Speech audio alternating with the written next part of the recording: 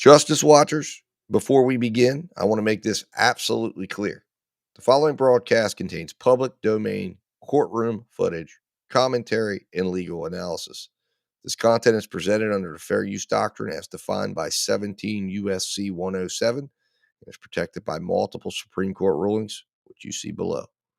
This stream is transformative, educational, and journalistic in nature. It includes original commentary, trial breakdowns, legal interpretation, and critical analysis, not raw redistribution. We do not claim ownership over any public domain footage, and all use is strictly within legal bounds. If you're watching this content, you're engaging in a protected, transformative experience, grounded in law, never in speculation. And if anyone has a problem with that, take it up with Campbell, Brady, Miranda, and Irvin. Remember, guys, justice always works better when we watch. So keep watching. See you in the courtroom.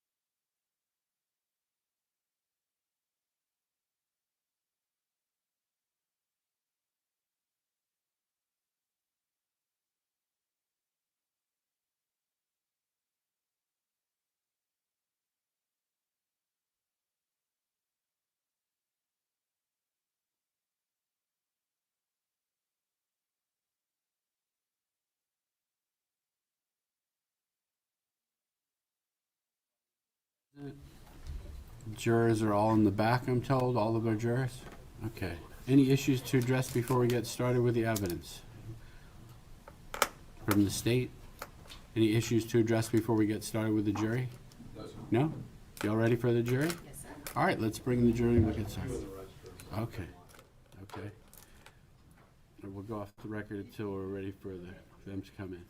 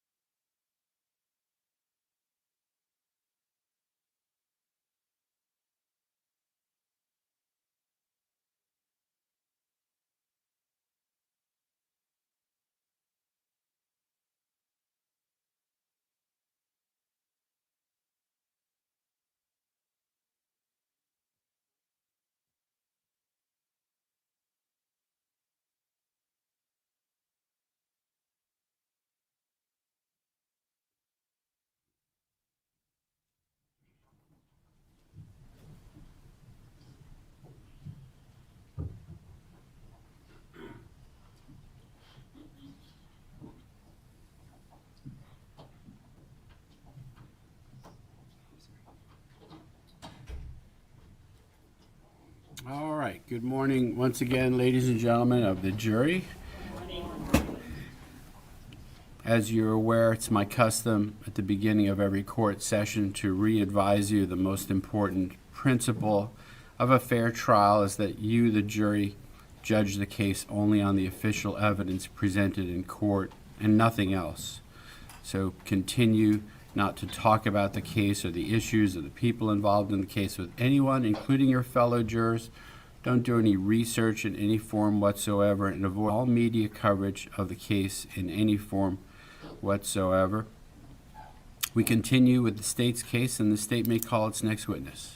We call Elizabeth Bedola.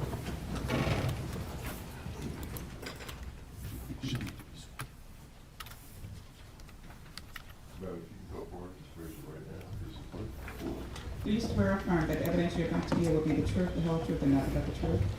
Thank you. Hand over to the witness there.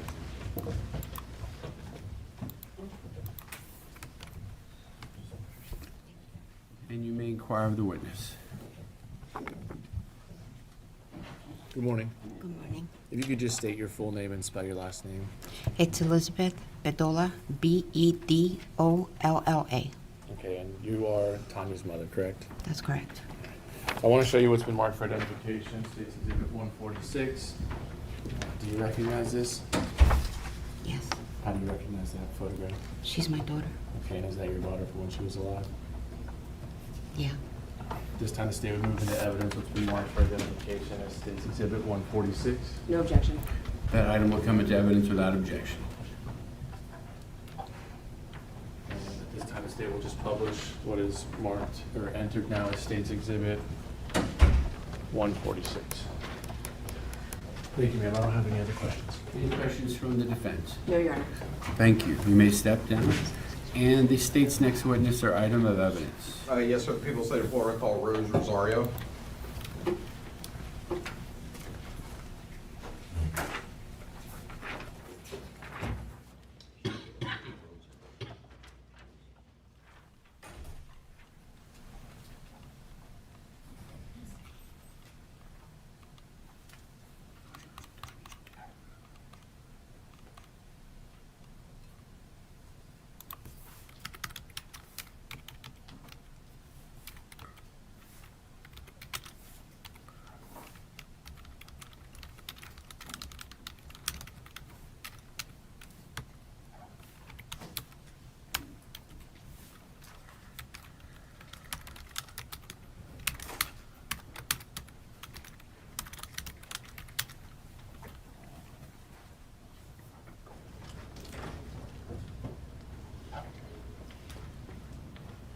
If you could raise your right hand and face the clerk. Do you swear or affirm that the evidence you're about to give will be the truth, the whole truth, and nothing but the truth, please? Thank you. Over that way to witness.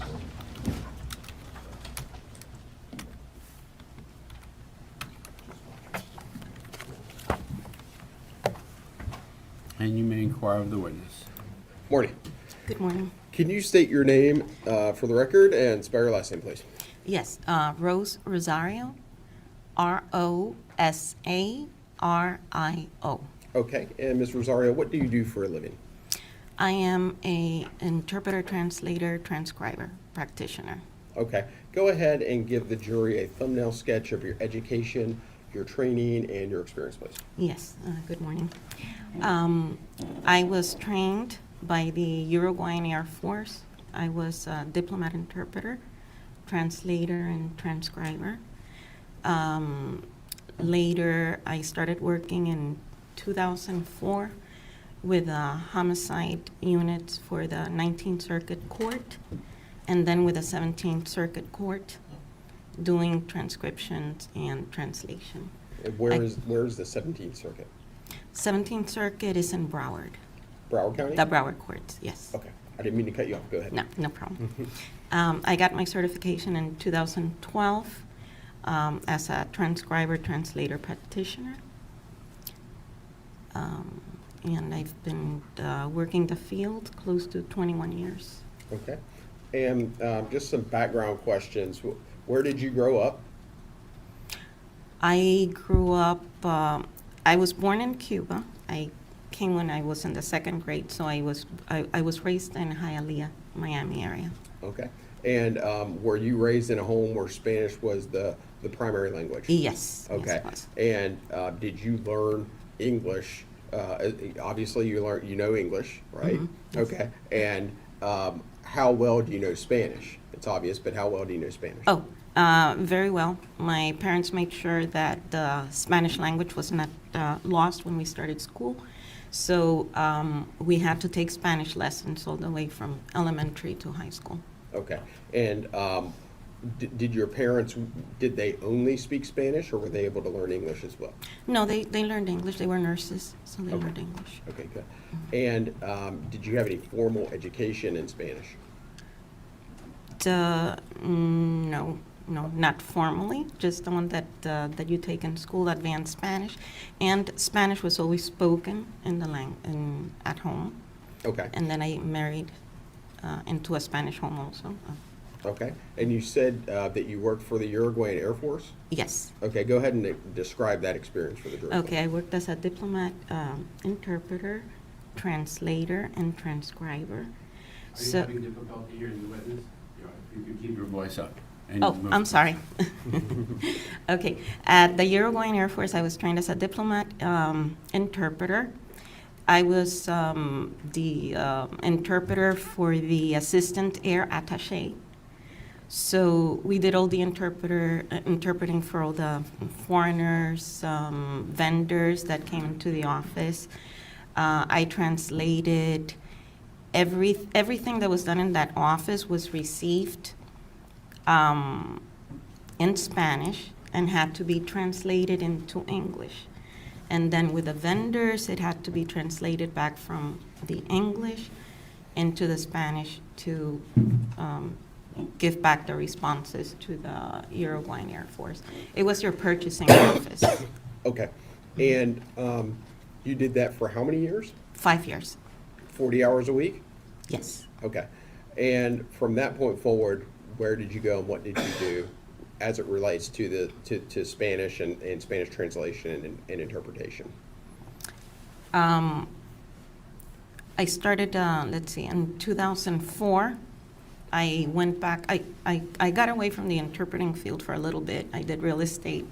Then in 2004, I got back again into the interpreting field, and I started working with 19th Circuit Court, doing the transcribing for jail calls, confessions, everything pertaining to homicide cases. Okay. And go ahead and you mentioned that you had obtained a certification. Yes. Can you explain that to the jury, please? Yes. In 2012, I got a professional certification for the transcribing, it's called transcribing translator practitioner. And by that time, I already had acquired about 5,000 hours of transcribing and translating for the Uruguayan Air Force. From 2008 to the present, I've acquired 4,500 hours in homicide cases for translating and transcribing. Okay. And to be clear, the primary language of Uruguay is Spanish. Yes. Okay.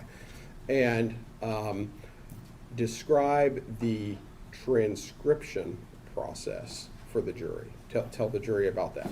Okay. First, we get the sound file or the audio files. We listen to it.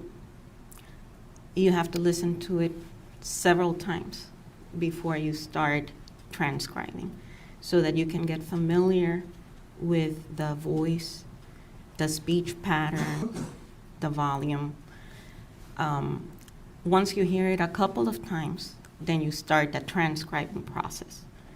The transcribing process is done before you start the translating part.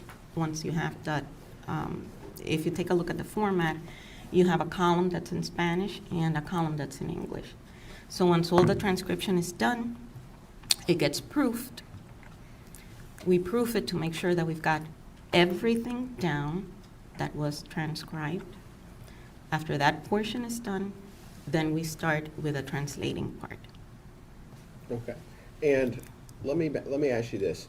Is there a difference between translation on one hand versus interpretation on the other? Yes. Okay. Yes. Explain that distinction to the jury, Okay. please. So the interpreters interpret orally. The translators, we do documentation, word documentation. Everything that's in the written form, it's a translator. Versus the interpreter, which does oral. Okay, so as a practical matter, is there a big distinction between the two? Describe the distinction in practical terms to the jury. Yes, there's a big distinction. It's two different professions. Sometimes there are translators that also do interpreting, and the same way interpreters that do translator, but it's a different field. Interpreters go in and out. They interpret on the fly. Translators have more time to work with the document. We're able to research and go over and over again the document or the files that we're working with. Okay, so, and again, to put it in practical terms, let's say I were to call a witness who only spoke Spanish. Would you be the person to interpret that to the jury, or would you not do that? No, that would be an interpreter. Okay, so to be clear, what you're doing is translation, you're not doing interpreting. Correct. Okay, thank you. Okay, and were you provided some evidence in this case, the state of Florida versus Jose Soto-Escalera? We were provided with sound files and videos. So I'm going to show you what has been marked as State's Exhibit number 169. Do you recognize this? Yes. Okay, what is that?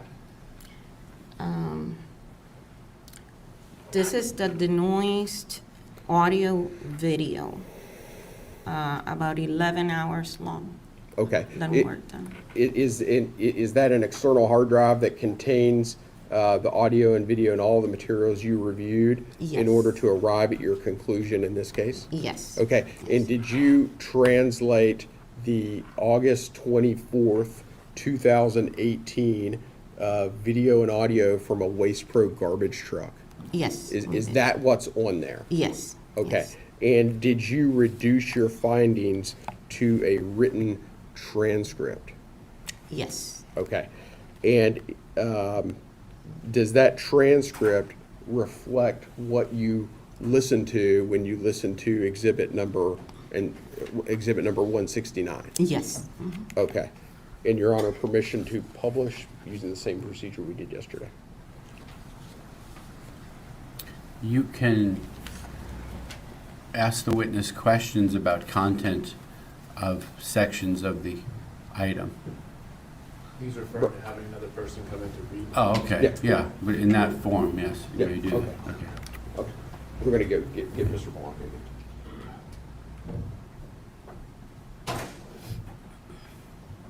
And while we're doing that, tell the jury how many hours that you spent on exhibit number 169 and arriving at your conclusions. Okay. Like I said, it was an 11-hour video. We spent close to 110 hours, between 110 to 150 hours working on the videos. Okay, okay. Over a period of how many weeks or months? About 2 months, 2 to 3 months. Because the way you do this, you can't work on these more than 5 hours.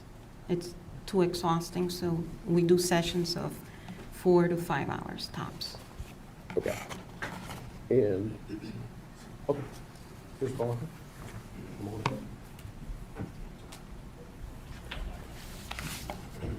Do you have a copy of your transcript? You can use it. Morning, Your Honor.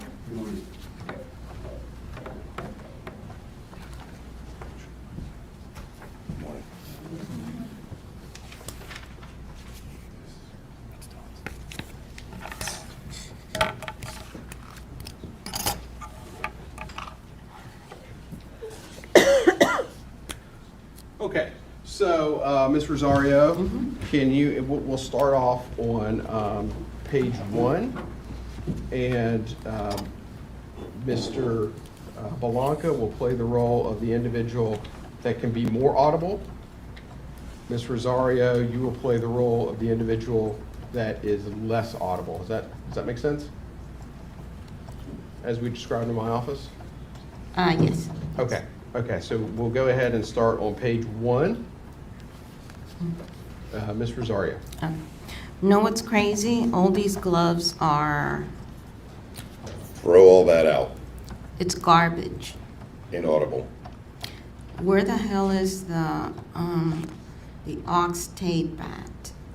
That's in the bag. Oh Lord, I'm tired. Can't stop thinking about that. I have provided a lot. Huh? Things that are running in my head. Why? Can't think about it. Later. That I would have. Unintelligible. Well? You can't be mad at people. Huh? You can't be mad at the people. Yep. We can throw it in there. Put on the gloves. Okay. Objection, Judge, may we approach? Yes.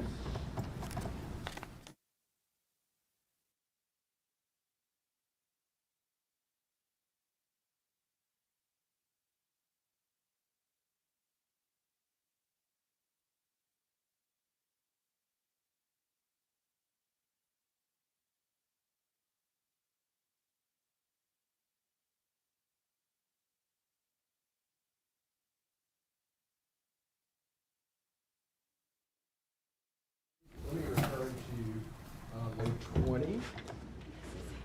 You follow me, Ms. Rosario? Yes. Okay, line 20, go ahead and read all of that particular section, please. Okay. We can throw it in there. Put on the gloves.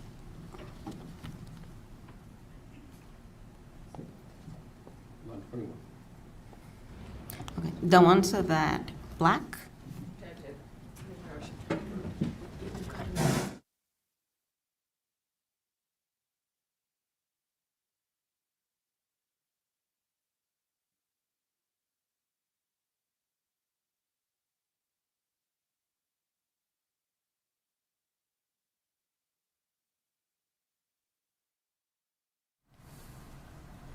Okay, we'll go back. Line 20, Mr. Belanca. Go. We can throw it in there. Put on the gloves. The ones of that black. Yeah. Stay with those. Don't because they have my prints. Pretend that so that nobody sees you. Sure, it's good. Right here, bro. Just open the door. We can throw it out in the España. Inaudible. Almost there. Inaudible. Can back up. We'll do it inside, man. It's best. It would be good with trash. If it don't work out, okay. Back and forth. Back and forth. Through there. It's coming.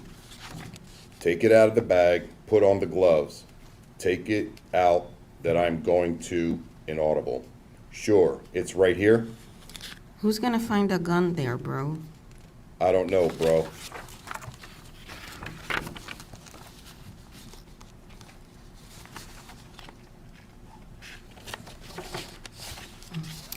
Yeah, ain't nothing outside. That was incorrect. You need to go back. As far as who speaks the line, correct? Sure.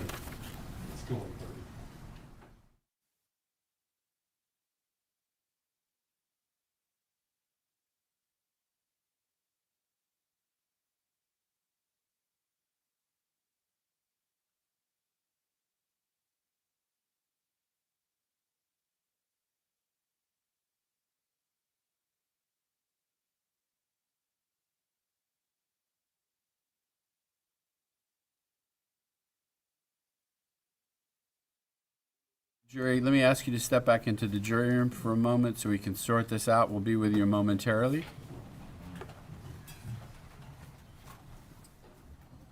Please leave your notes in your chairs and do not discuss the case.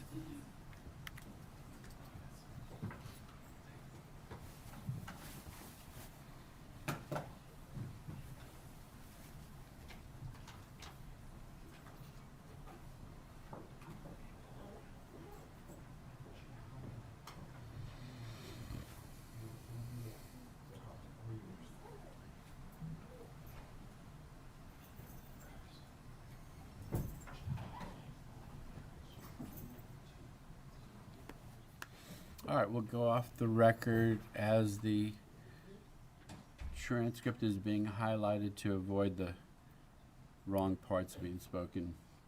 Go off the record momentarily.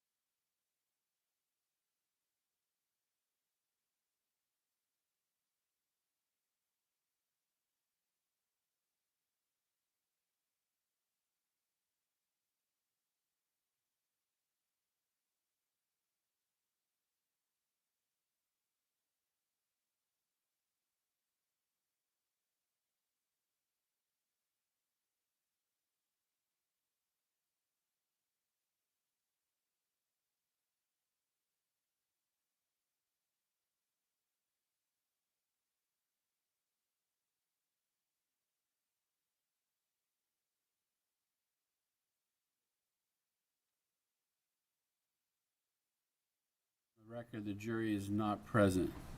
If you go to this whole page. All parties present. 13, there is an MV3. So we can, I'll defer to counsel. We can skip it or delete it, or we can have Rosario read it. I think you would just. I think we could just skip it. No, I want that, there's a we'll have third person in the We'll have Rose translation, Rosario read it. but she needs to make certain that it's a different person. Right, So I don't know how you plan to accomplish that, but You could, She'll say it. one of the prosecutors could read that line. agree with that Yeah. Okay, yeah. methodology.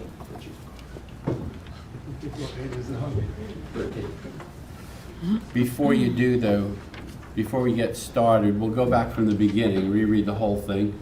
Yeah. And if you want to just clarify through the witness that at some point there's a third voice, and that will be stated by whoever's going to state that. Right.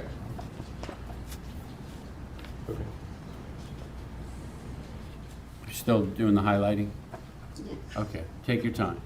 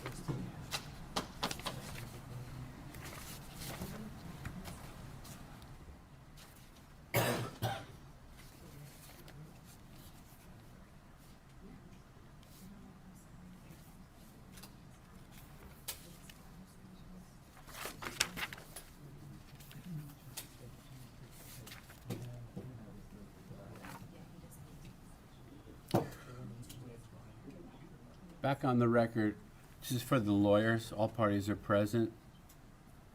Have I ever told the jury that the transcript will not go back into evidence? I don't believe I have. I think I should, Yeah. Yes, sir. because they're gonna ask for it. Just to be sure that this is just being used to assist putting the evidence on. The evidence is the testimony, not the transcript. The transcript will not be available, so they could take notes. Yes, sir. Okay, Yeah. so I will do that as well before you get started. I'll clarify both transcripts. What's that? I will clarify both transcripts from the one yesterday as well as today, if that would be okay. What do you mean? I'm gonna instruct them on it. No, yeah, That's but what we I mean. didn't. we Neither didn't tell them transcript yesterday. is Yeah, going to go back, yeah, not just this one. Right, Yeah. okay. Still doing the highlighting. Okay. Thanks, Trish. Yeah.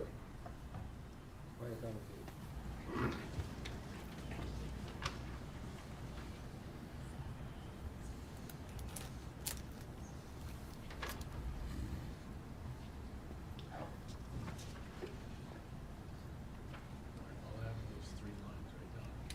Here.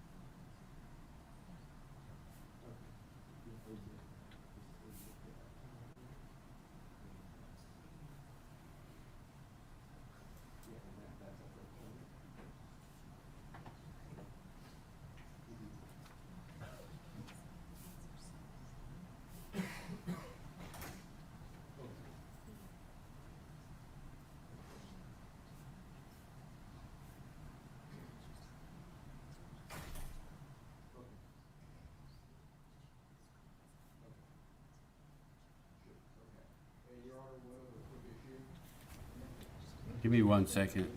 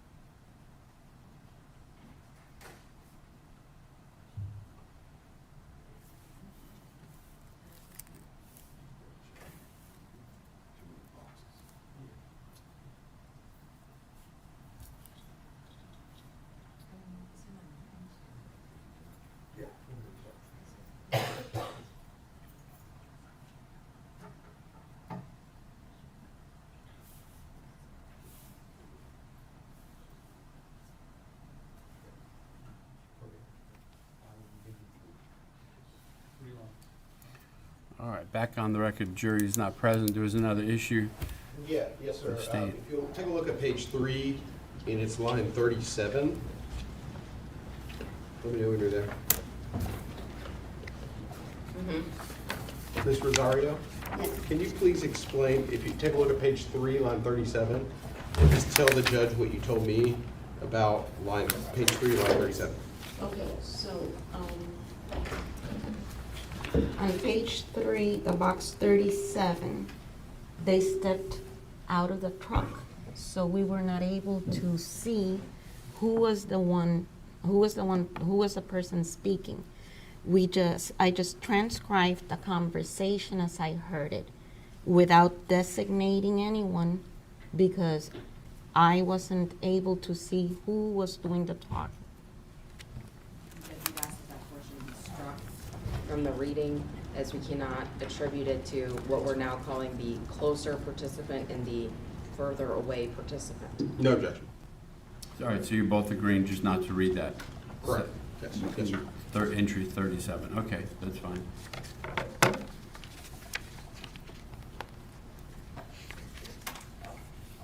Otherwise ready for the jury? They're still doing the highlighting? Yeah, Okay. lots of boxes here, sorry.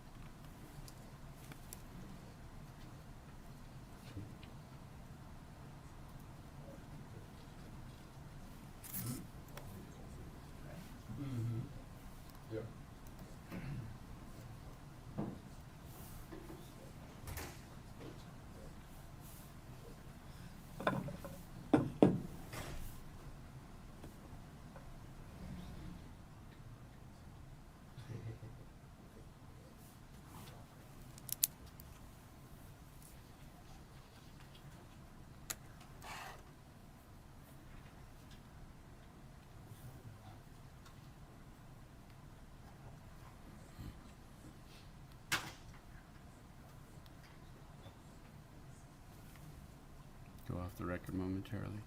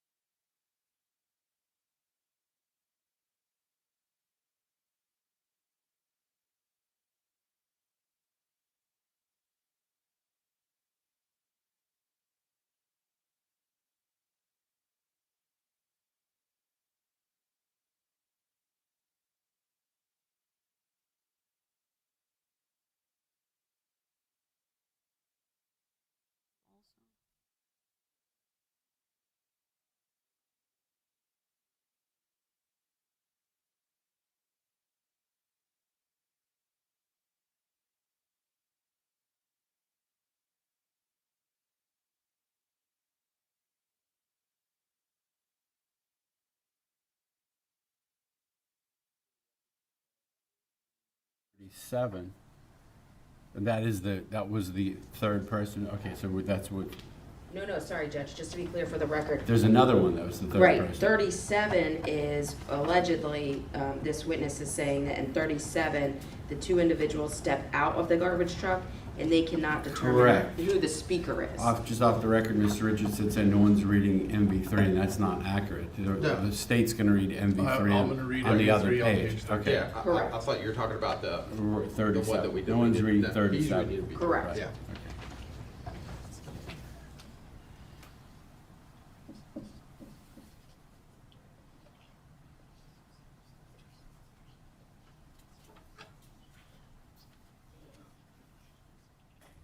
I'll go off the record momentarily.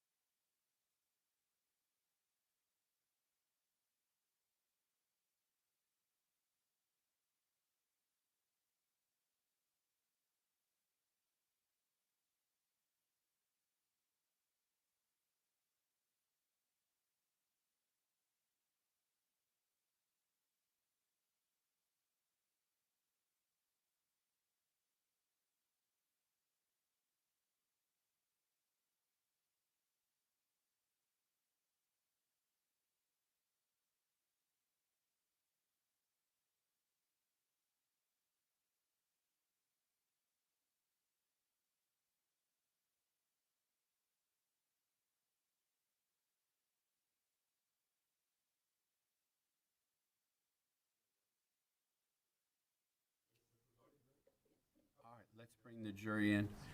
I'm going to tell them we're going back to the start. I'm going to tell them about the transcripts not being evidence, the evidence being what's said in court, and give them instructions on that to assist them in deciding whether to take notes.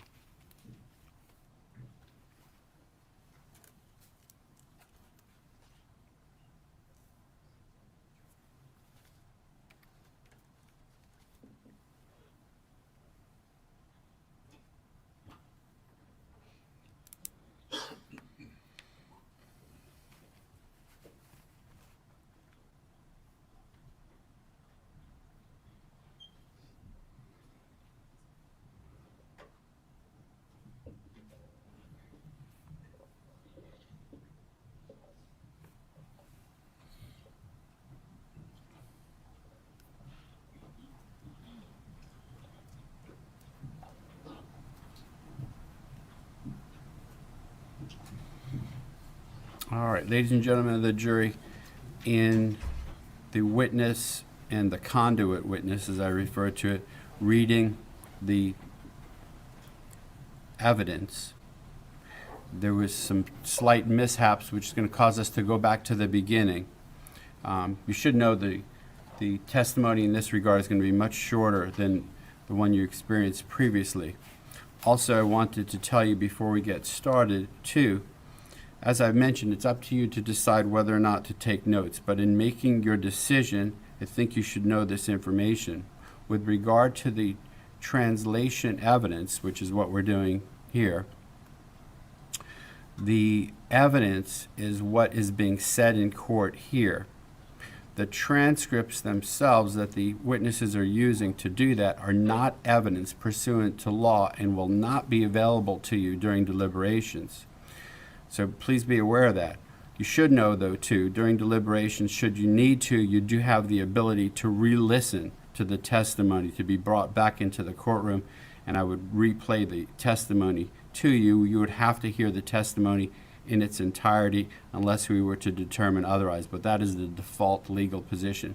So I just tell you that in your decision whether to take notes, and as I mentioned before, disregard what you've heard previously because there are some slight errors in it. We're going to go back, the state's going to go back and restart the testimony in that regard, and you may do so, Mr. Richardson. Yes, sir, thank you. And Mr. Rosario, before we begin, are parts of this also in English that the speakers are using? Are they using a mixture of Spanish and English, or is it completely Spanish? Sometimes it's in Spanish, sometimes they use what we call Spanglish, which is a word that it's anglicized, or they switch code, which is they speak in a sentence in English and Spanish. Okay, and a few more questions. Are you familiar with Spanish that's like variations of Spanish, like Puerto Rican? Yes. Okay, explain briefly to the jury your experience with Spanish derived from Puerto Rico. Okay. Although I was raised in a Cuban family, my husband, whom I was married to for 25 years, is Puerto Rican. Okay. Do you have any trouble or difficulty understanding Puerto Rican? No. Or Puerto Rican Spanish? No, Okay. the regionalisms, no. Okay. All right. So now we're going to start again, and we're going to start on page 1. Mm-hmm. And we're going to start with line. Before we do that, can you explain the other part where Mr. Cormier is going to be assisting what's going on there? Yes, Ms. Rosario, is it your understanding that Mr. Is there a third participant within this particular item of evidence? Yes. Okay, explain that to the jury. Yes, there's a third participant, which is when they get to the weight station, and the guy that's doing the weights, the scales and all. Just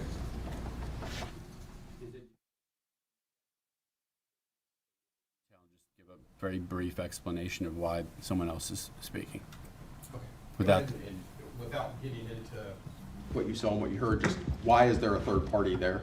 Because they get to the weight station and. just as far as the voices heard and why there's a third speaker, just focus on that, not with regard to what's going on in the context.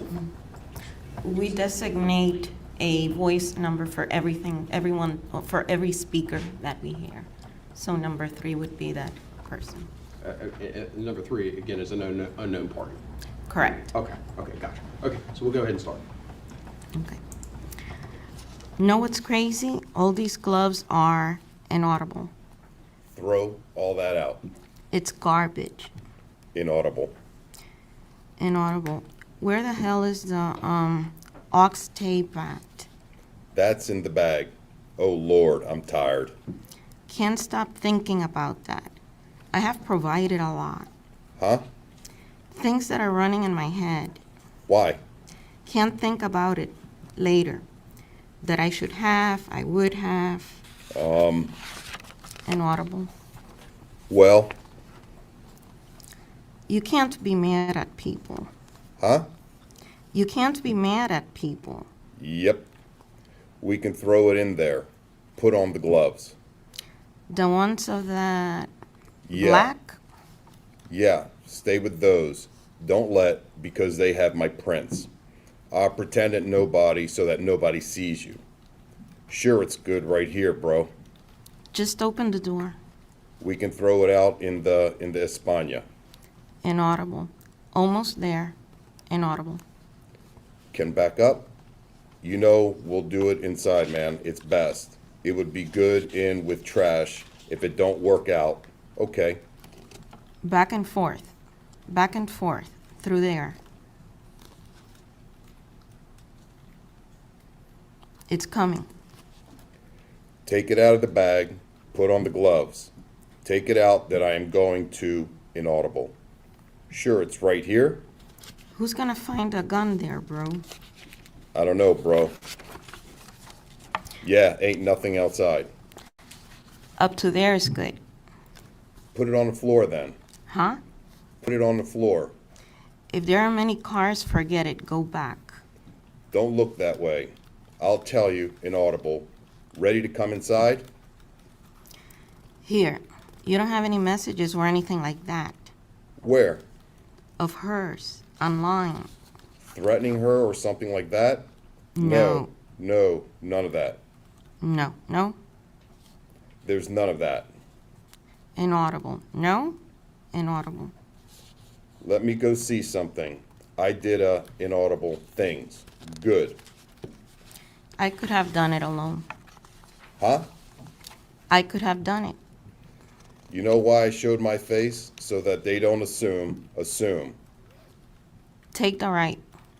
Where the hell are you going, bro? When I get home, I have to go check it right there. You know what I need from you? Keep me occupied, so I don't think. I was talking to a policeman friend of mine about things like this. He says that it is not proof of anything. It is inaudible standard. That is not Yeah. like a revolver that leaves prints. As soon as I walk in, all she looks at me and she says, inaudible. Somebody else. Inaudible. 6:45, bro. And don't call. I left at the house 5:05 on top of the fucking pad. Huh? Telephone call. Hello? Hey? I have to go to the house. Got to go to my house right now. You hear me? Got to get something. Yeah. Telephone conversation. I'm on the road. Inaudible. Can't get to. Inaudible. Oh, that's what I'm saying. I'm on the road. Is she still at the house? Huh? At her house? She's leaving. She told me she would like. Inaudible. Oh, God. Well, I'll see you at the house because I have 4 cartridges bags on top of the pickup truck there that match the cassettes. Where are you going to pick it up? Now, move, dump that, go to the house. Should I tell Mike, inaudible, I'm driving and my wallet I left at home? Can't be fucking. You can't think too much. You can't be back and forth because that's how you get caught. That's tough. You gotta act calmer. Yeah, the auxiliary port cord. It's there in that bag. Huh? The auxiliary, I'm saying, the wire. I had it there, right there. This part here. You put it in. Hold on a second. You may put it.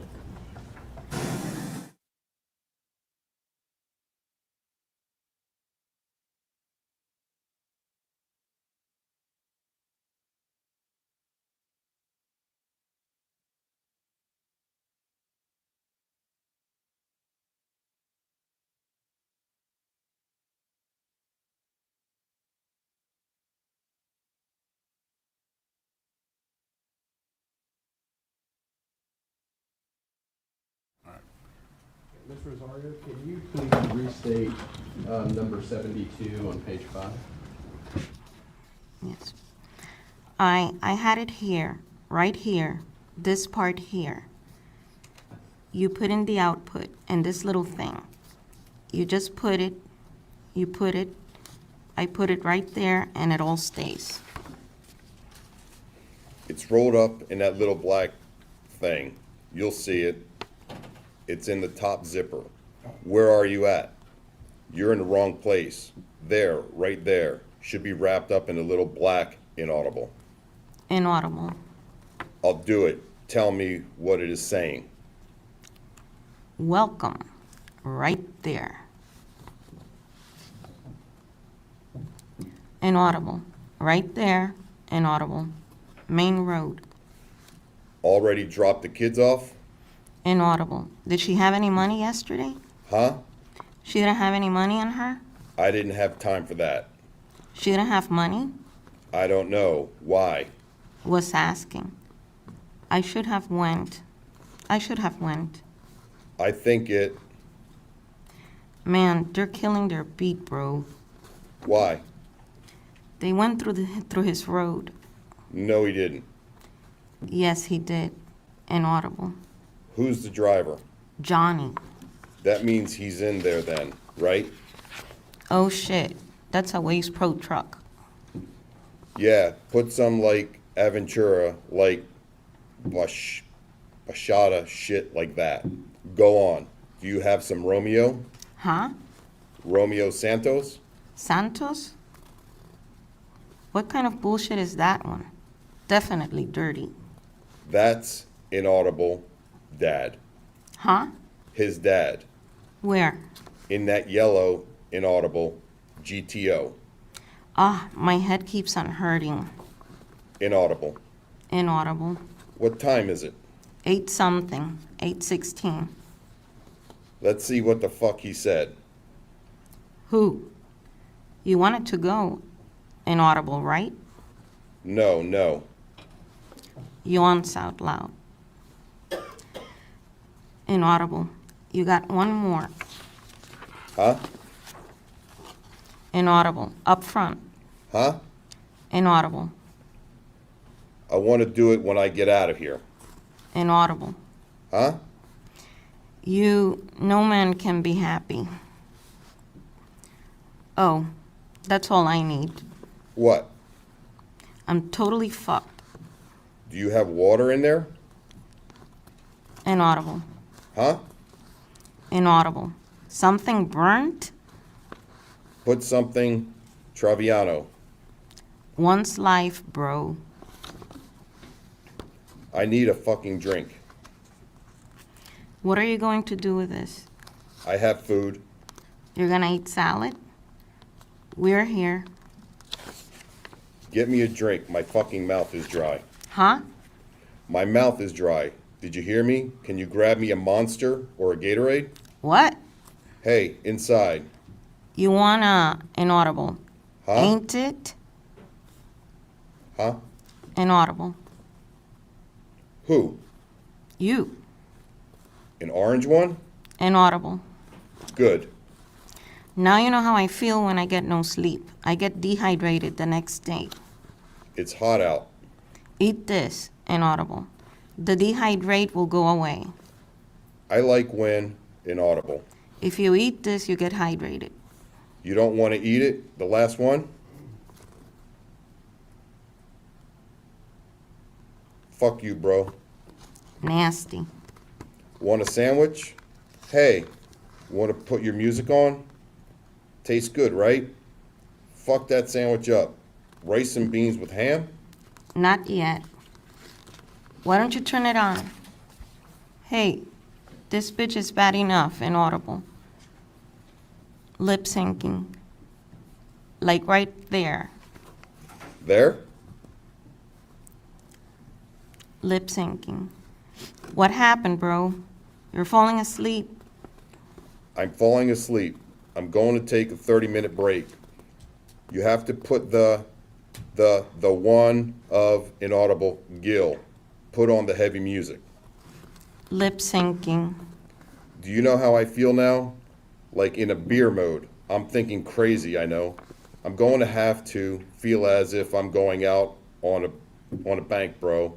I'm inaudible if I have to. Can't do that though. Inaudible. Can't do that too, inaudible. Because I have to be calm like that now. Everything to them. It's fine. Did she have a purse? Hers? No. If they find her now, they can't do the inaudible. Final, because the mom is not called. She is not missing yet on this side. They don't consider her as missing. The what? What did she die of? What did she have? What does she have? So they will put her in a box, take her out the sun, inaudible, problem. And since she disappears like that for a couple of days, no one is going to be looking for her. I already took 2 baths when I got to her house, and I bathed this morning. I bathed. I cleaned my hands with the cleaner, the one for breaks, because I had gloves and everything just in case. Did you see the blood? Huh? Did you see blood? Did you see? I had it all over the clothes, but without the evidence, they can't do nothing. If something happens, no one saw the bag. Inaudible. Exactly. What's for dinner tonight, bro? Huh? What's for dinner tonight? I'm thinking pizza. You know I can't go to that street no more.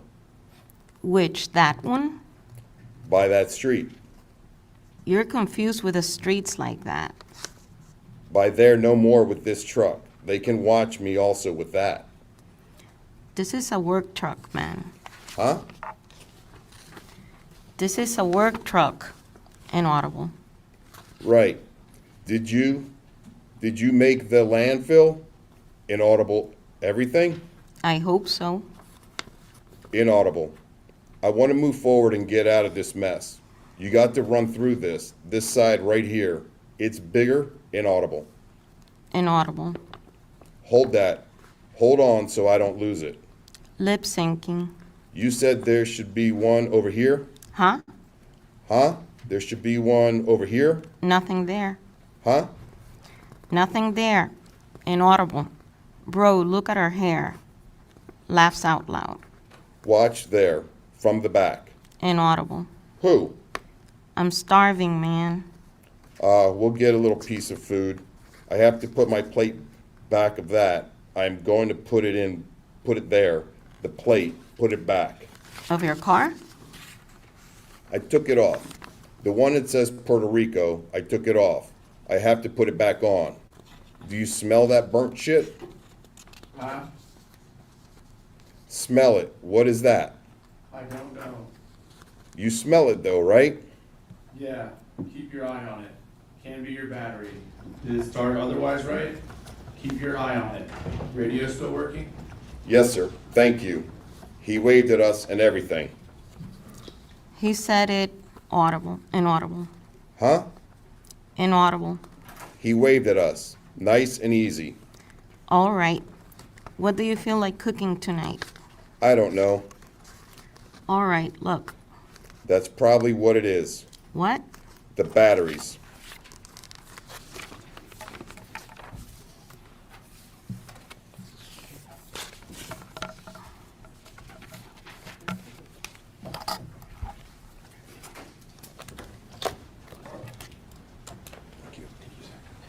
Thank you.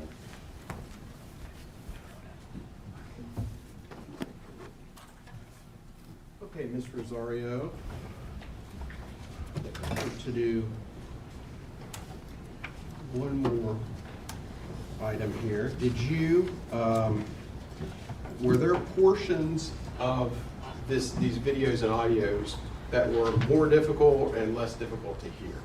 Were more of them audible and some of them unaudible, or what? Can you explain that to the jury? Yes, they were, all this was taking place in a truck, so there was a lot of noise. And he had the radio on also.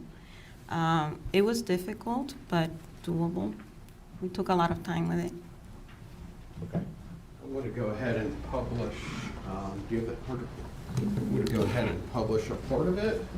And if you could translate that portion, and if you need to, refresh your recollection with the transcript. Does that make sense? Yes.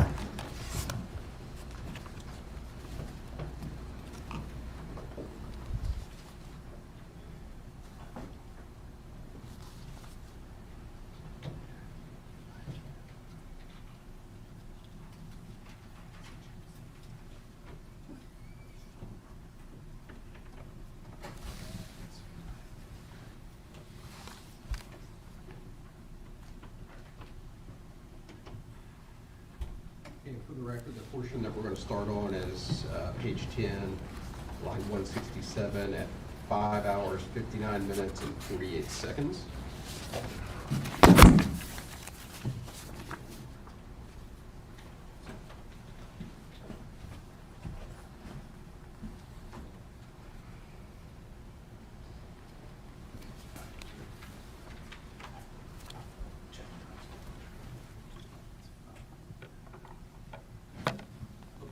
Are you ready? I'm sorry, could you repeat the portion, the So section? we're going to go to page 10, line number 167. Okay.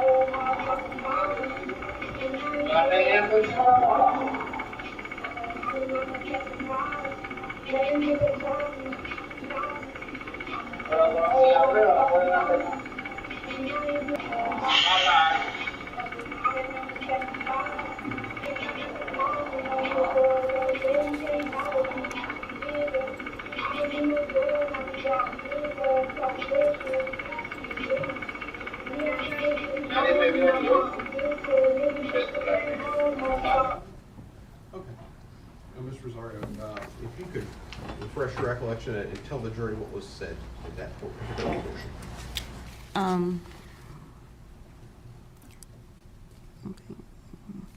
On that side, on that portion, he was saying, no, if they find her now, they can't do then it was inaudible. Final, because the mom has not called, she's not missing yet. On the side, they don't consider her as missing. The what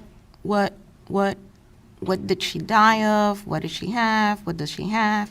So they will put her in a box, take out the son, inaudible, problem. And since she disappears like that for a couple of days, no one is going to be looking for her.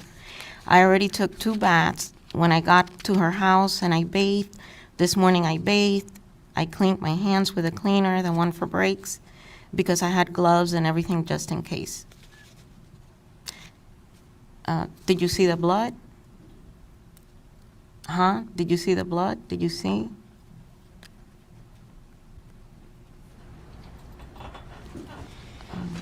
I had it all over the clothes, but without the evidence, they can't do nothing. If something happens, no one saw the bag. Exactly. What's for dinner tonight, bro? Huh? What's for dinner tonight? I'm thinking pizza. I think that's what somebody. Okay, thank you. And to be very clear, the person who said I had it all over the clothes, but without the evidence, they can't do nothing, was that the individual that was easier to hear? Yes, that was, The individual is easier to hear? yes, Okay. MV1, yes. Okay, all right, thank you. Ms. Rosario, I appreciate your participation. I have no further questions. Defense counsel may have some for you, okay? Cross-examination. Thank you, Judge. Ma'am, how many times have you testified in court? This would be about the 7th time. 7 times. How many times of those were for the defense? I believe a couple of times, A couple? yes, How many? 2 times. 2 times. Okay.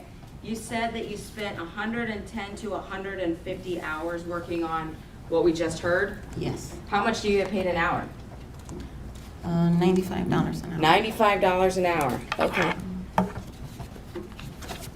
You did a certification for that transcript that you just did, the reading of, Yes, is that yes, right? Yes, yes. Okay, and on your certification, you said pertaining to this case from 8/23/18 is a complete and correct transcript translation from Spanish to English, is that right? Correct, yes. Okay, so you certified that this was from 8/23/2018, correct? Yes. Okay, no further questions. Any questions? Further questions from the state? Right. If you look at your certification, 8/23/18, is that a typographical error?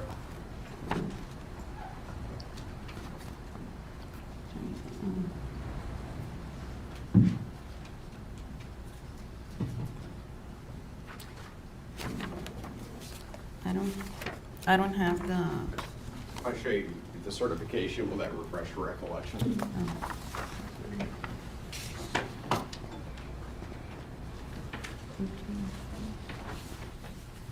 yeah, I mean, if that's what I have. Oh. 8/24, okay, that's a typo. Okay.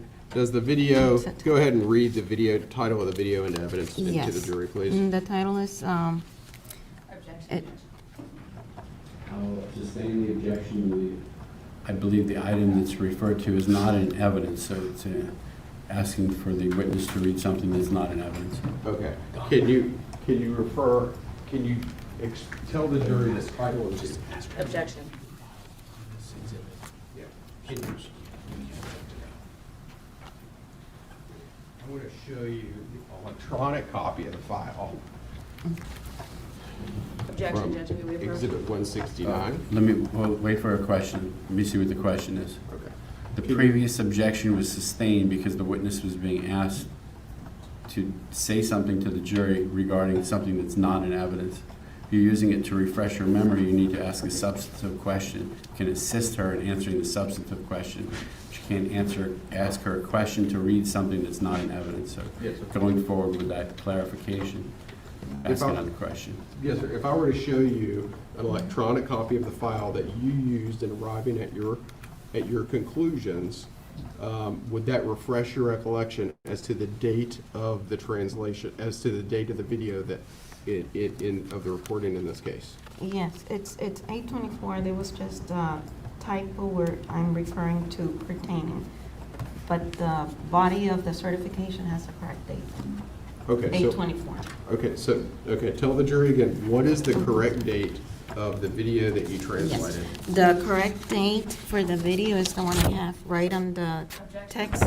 Stating the objection, you need to answer the question without referring to a document. Okay, yes. The correct date is 8/24/2018. Thank you. Any further cross-examination? Just briefly, but on the thing that's called a certification, you wrote that the date was 8/23/2018, correct? That's on the bottom part. On the main text, it has 8/24. I'm asking on the certification itself, the thing that's called certification. You're looking at it right now. It says 8/23/2018, correct? That's the second part. Okay, so we didn't even get that correct, right? We have, it is correct on the main, what I am, the title that I am certifying Ma'am, is ma'am, 8/24/2018. permission to approach the witness, Judge? You may. I'm talking about the document entitled certification.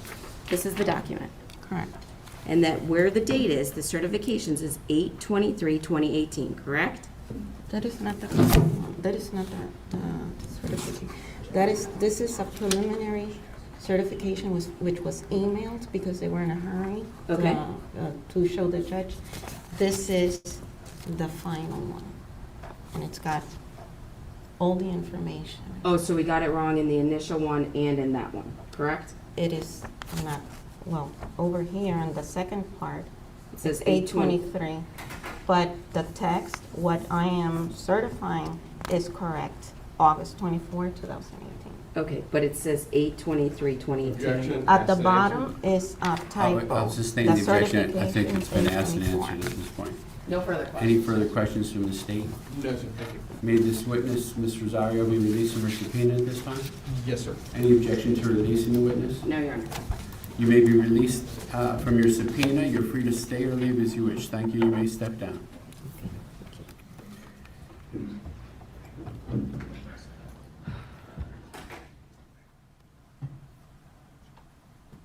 And the state's next witness or item of evidence. Yes, sir. The people of the state of Florida recall Detective Chris Newman.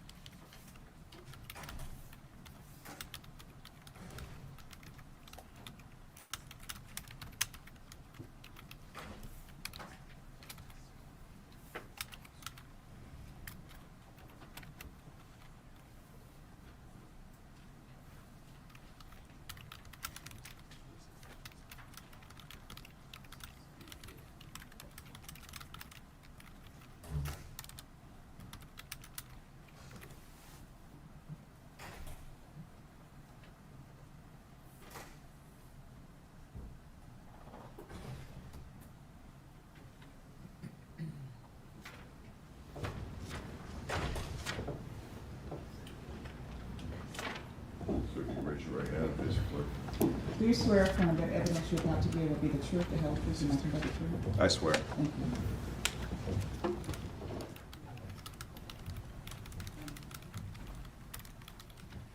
And you may inquire of the witness. Morning. Good morning, sir. Can you state your name for the record and spell your last name? My name is Christopher Newman. Last name is spelled Newman. Okay. And During the course of your investigation, did you learn the location of the defendant's residence in August of 2023? Or, I'm Yes. sorry, August of 2018? Yes, sir. Okay. And what was the location of his residence? What was the street address? I know it was on Cactus. The exact address escapes me right now. 2613 Southwest Objection, Cactus? Judge. Pleading. Okay. Did the defendant live at 2613? Objection, pleading. It does not suggest an answer. I'll overrule the objection. It's an open-ended question. Did the defendant live at 2613 Southwest Cactus Circle? Yes, sir. Okay. And was a search warrant executed on that residence? Yes, it was. On what date? I believe it was August 28th of 2018. Okay. And did you recover, did anyone from the sheriff's office who executed that search warrant recover any clothes with blood on them? No, we did not. Did you recover any weapon with blood on it? No, sir. Okay. And, sir, that is all the questions I have. Thank you. Cross-examination? No cross. At this time, may Detective Newman be released, or you wish for him to remain under subpoena? I wish to ask for a remain. Please step down, Detective. You do remain under subpoena. And the state's next witness or item of evidence. Permission approach? Sure.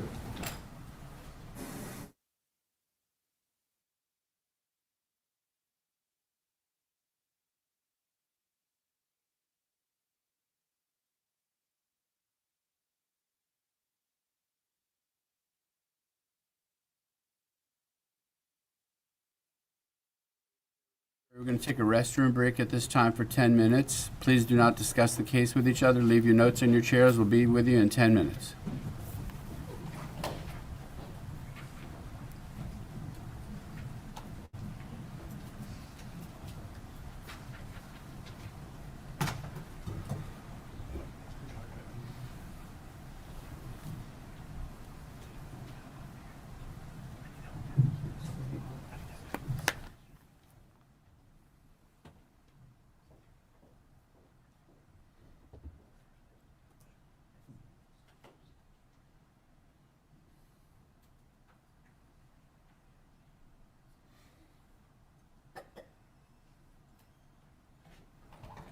All right, the jury has exited. Just out of curiosity, before we break, how long do you anticipate the next witness is going to be?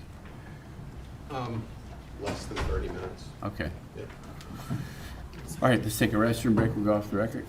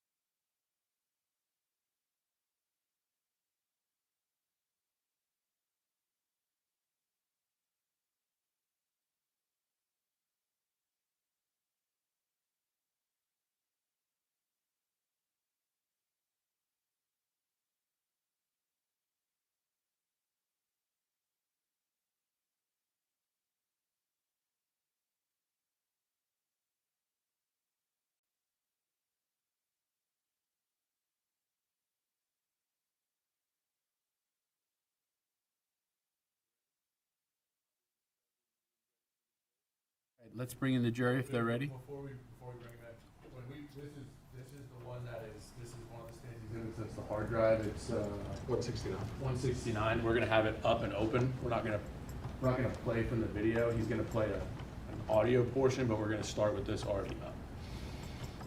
Which, it's in evidence, they can view it, but I'm just making sure if there's any issues beforehand, I want Which one was the 169, which translator person? August 24th with Rosario. With the one that What would was you- just yeah. testified to. So this is the video and audio portion, and you're just playing overlapping portions. We're of not what- even playing it, we're just, Okay. we opened it where you can see a pic of, inside of the Picture of truck, and what you it can looks see like. some people, someone Okay. driving and someone as a It's passenger. just stills, This is a video, but it's Okay. paused. okay? After they do their identification, we're gonna take it down and then we're gonna play audio. Yeah.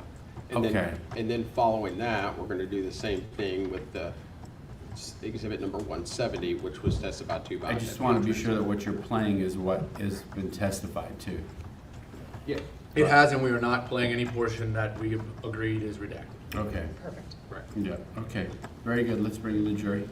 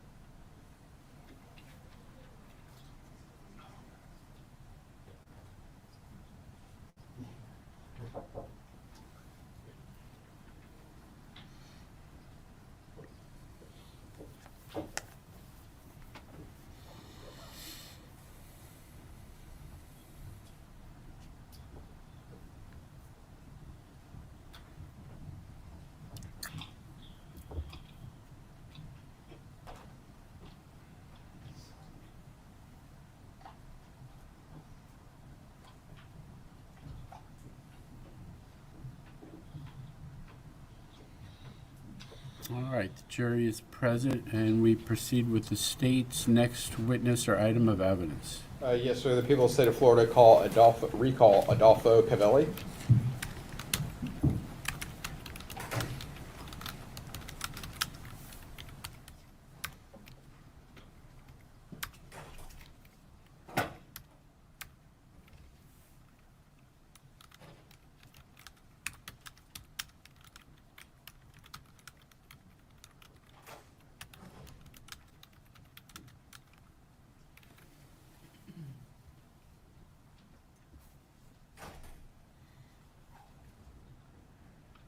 Raise your right hand. Yes, sir. Do you swear affirm that evidence you're about to give will be the truth, the whole truth, and nothing but the truth? Yes, ma'am. Thank you. Yes, sir.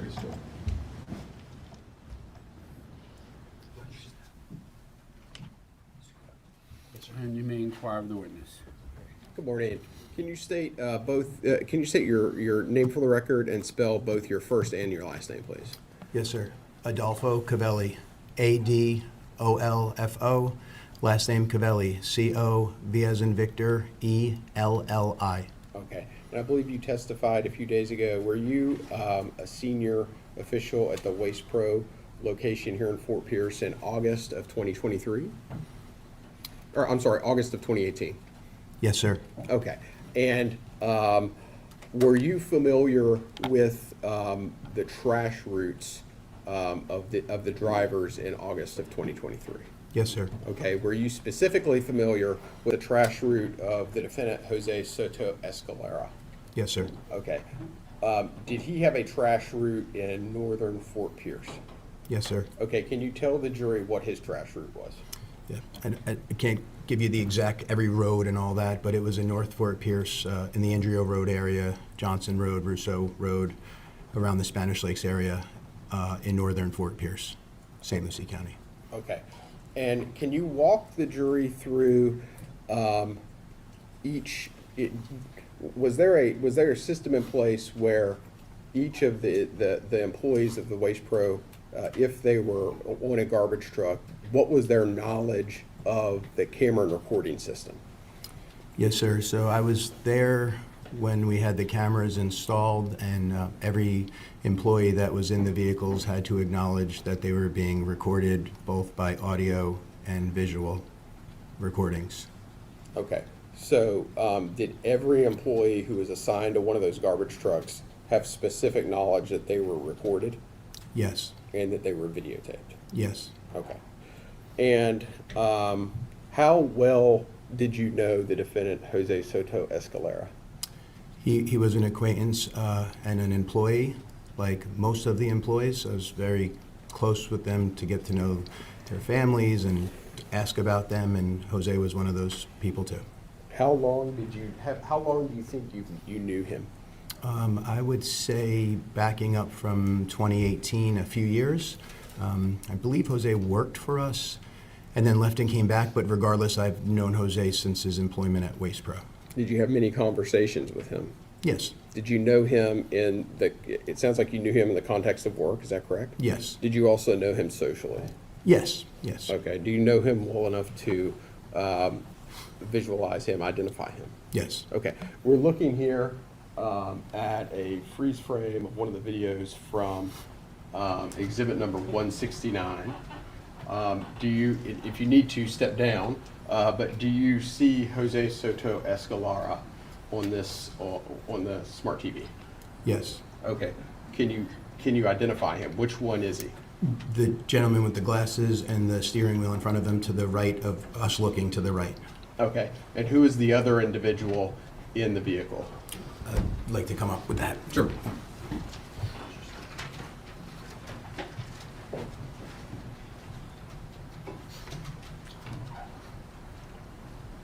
Who is that? The helper of the route, Eric Alvarado. Okay. And did you speak to Jose Soto-Escalera enough to recognize his voice? Yes. Okay. And based on that familiarity, if I were to play you a clip from an audio of exhibit number 169, would you be able to recognize his voice? If I hear it, yes. Okay. Okay, so for the record, we're going to go to page 10, line 167 of the transcript. It will be at 5 hours, 59 minutes, and 48 seconds.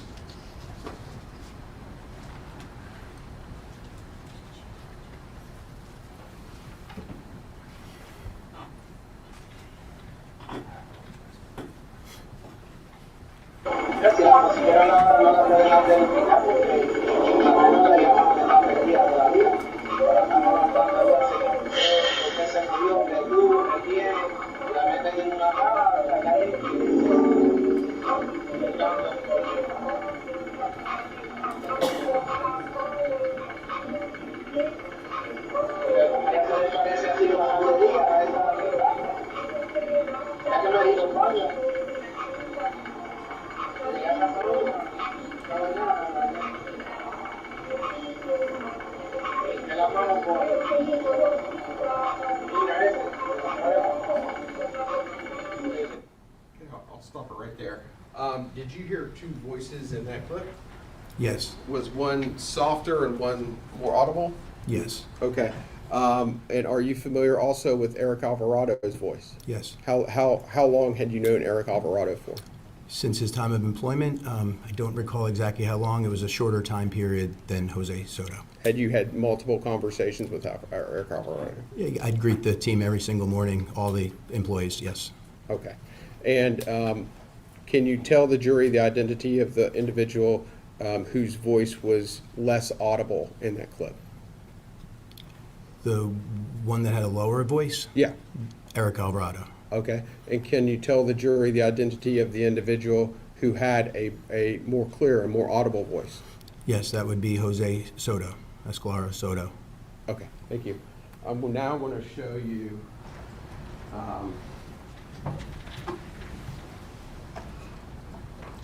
yeah, now we're going to publish States 170, okay?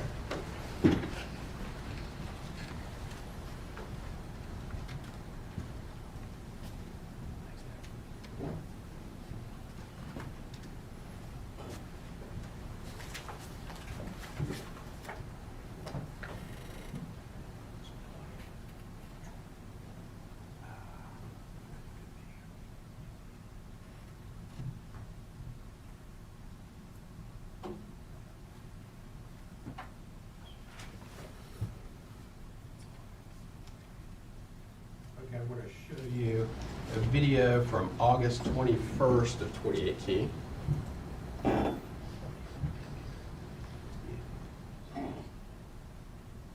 Okay, yeah.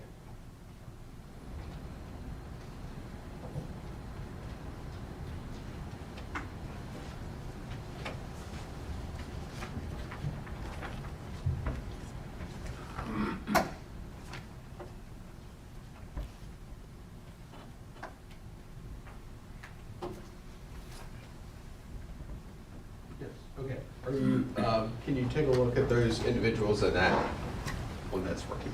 Yes, Okay. Do you recognize who the driver is? yes. What's his name? Jose Soto-Escalera? And do you recognize who the passenger is? Yes. What's his name? Eric Alvarado. Thank you. Yeah, we'll go to August 23rd of 2018. Video.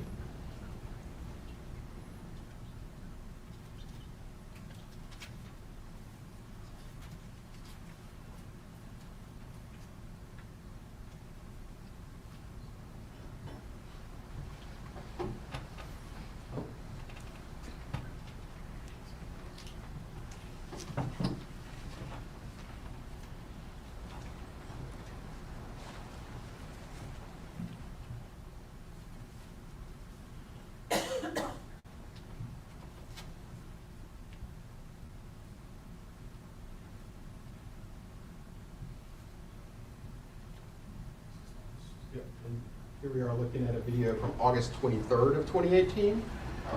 Who is the driver Jose Soto-Escalera. and who is the passenger? Eric Alvarado.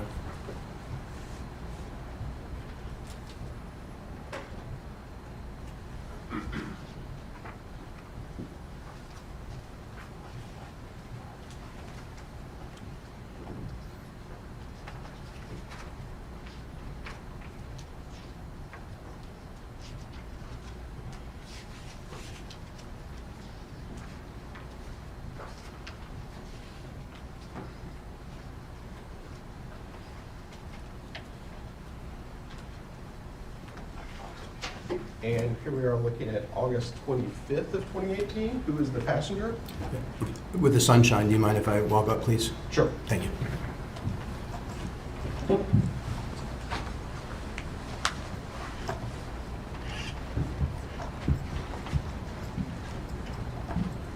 What's the identity of the passenger? The passenger is Eric Alvarado. And the driver. Jose Soto-Escalera. We'll go to the 27th.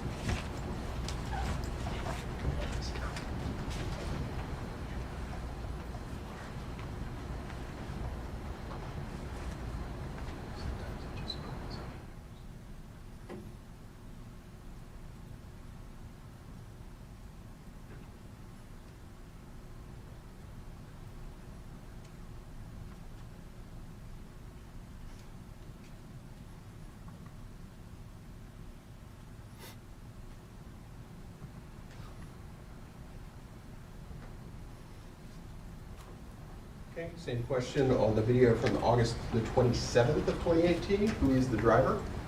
Jose Soto-Escalera. And who is the passenger? Eric Alvarado. Okay. If we could return, we're going to do one more.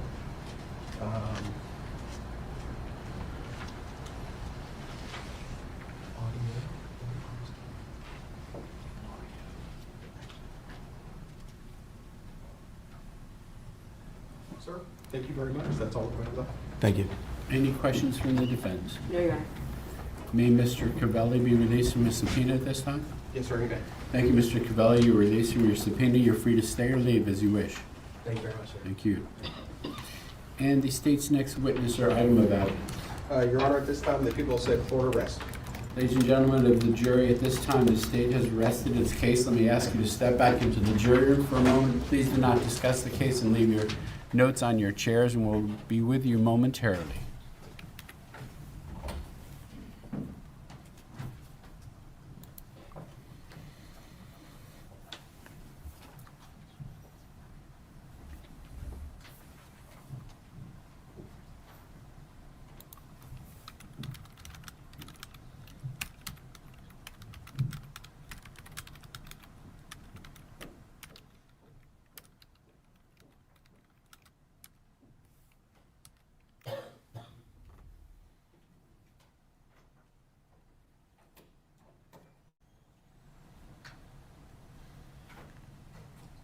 All right, the jury has exited the courtroom at this time. The state has rested its case. Any motions from the defense?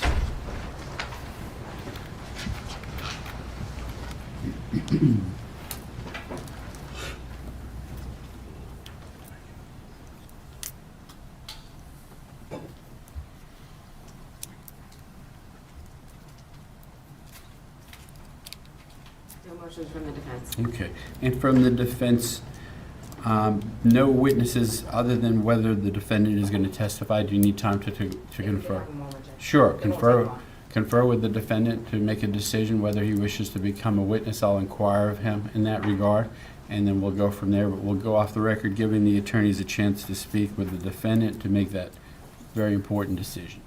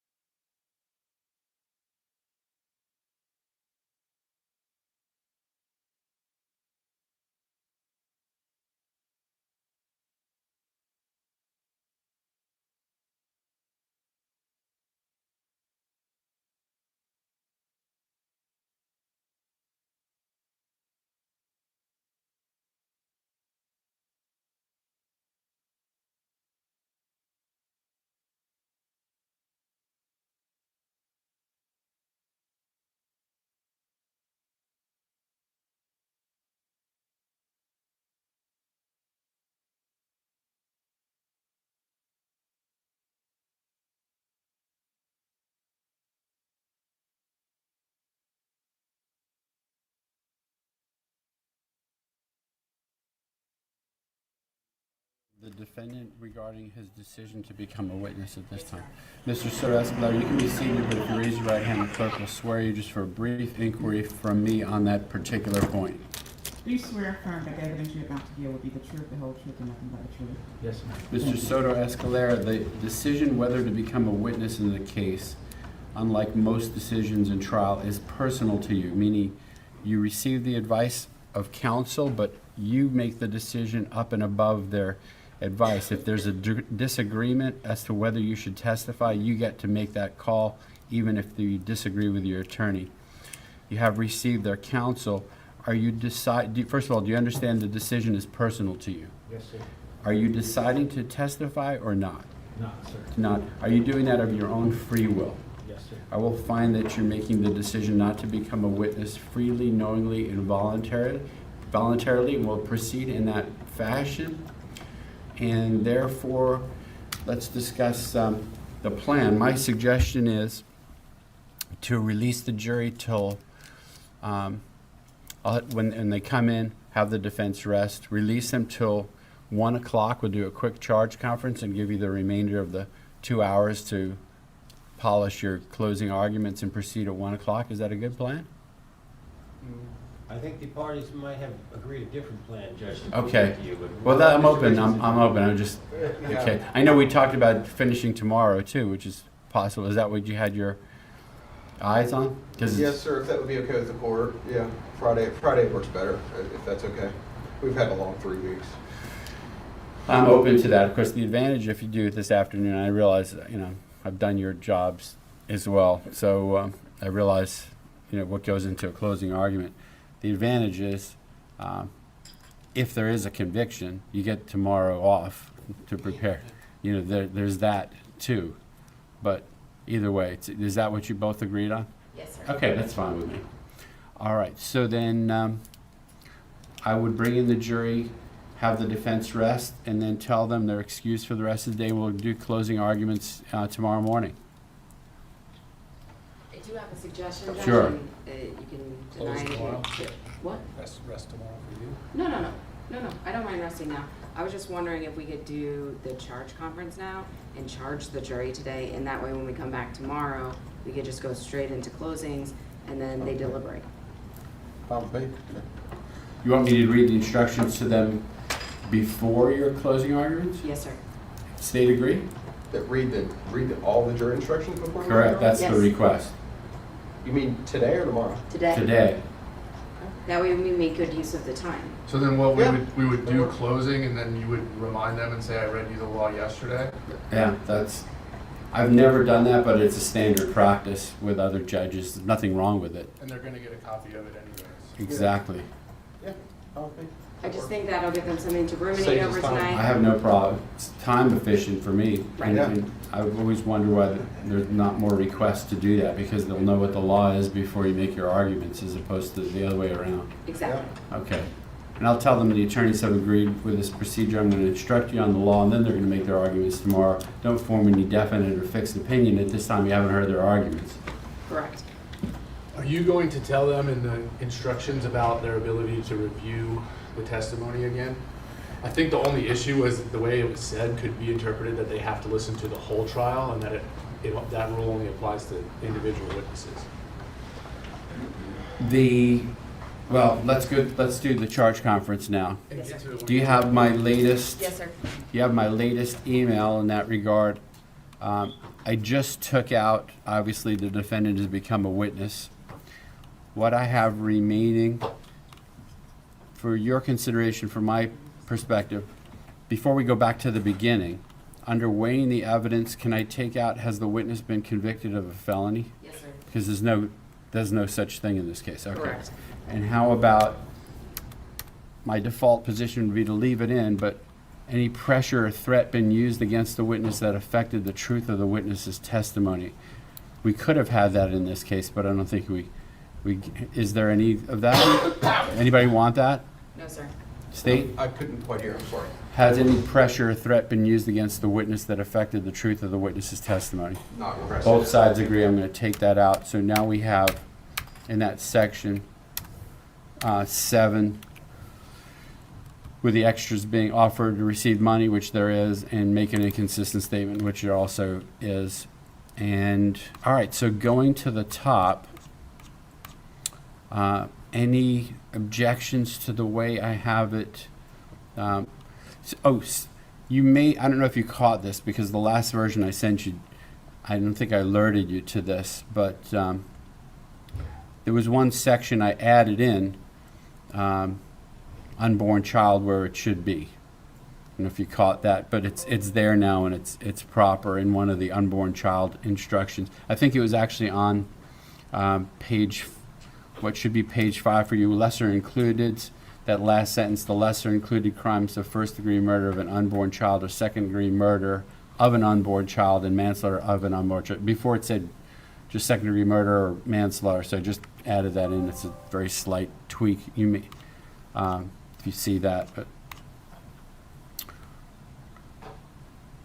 so we have introduction, statements of charges, introduction to homicide, justifiable homicide, excusable homicide, first-degree murder as to count 1, count 2, first-degree murder of an unborn child, lesser included crimes, and then second-degree murder, lesser offense as to count 1, manslaughter as to count 1, second-degree murder of an unborn child as to count 2, manslaughter of an unborn child as to count 2, plea of not guilty, reasonable doubt, weighing the evidence, defendant not testifying, defendant's statements, rules for deliberation, cautionary instruction, verdict, single defendant, multiple counts. As to all of that, any objections or suggestions before I get to the part Mr. Cormier mentioned, which is, I'm going to get to that, what I have now. You could see what I have as far as, it's the second to last paragraph. During the trial, items were received into evidence as exhibits. You may examine whatever exhibits you think will help you in your deliberations. Most, but not all, of the exhibits will be sent into the jury room with you when you begin to deliberate. If you wish to examine an exhibit in evidence that was not sent back with you into the jury room, please let us know, and we will bring you into the courtroom to do so. That's my standard instruction. I don't touch the issue about rehearing testimony at this time. If they have a note, we do. And what I was alluding to when I spoke to them about that was the default position is to play the entire testimony of those two witnesses, which is the safest, more proper thing to do. I have had it sometimes, and the law does allow, if they specify to us one particular place, you could do that. But in this case, it's going to be extremely difficult. I'm not sure how they would do that unless they were going like section 3 or something like that, as Mr. Richardson was referring to it. You know, if they did that, perhaps there would be an agreement, but otherwise it'd be the default position. And those portions are really not very long anyway, so my default position would be to do that, but it's not addressed in there.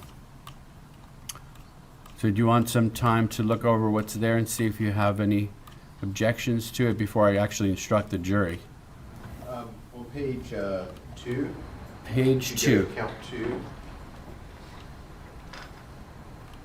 In element 2, there's just a typo for the name of the defendant. Actually, and also in element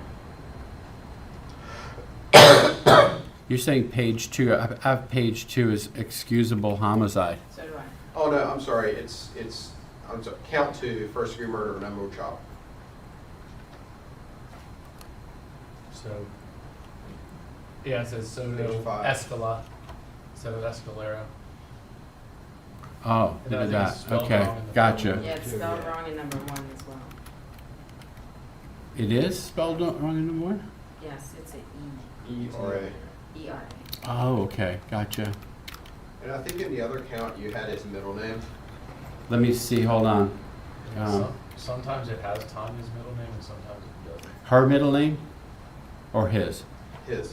And hers, sometimes she's referred to as Tania Wise, sometimes she's referred to as Tania Esther Wise. Anyone have a problem if I just get rid of the middle names and we say Jose Soto-Escalera and Tania Wise? Because middle names, like, why are we? No It's like a wedding No invitation or something, you know. No objections. Okay, so I will go ahead and do that. Let me see, hold on.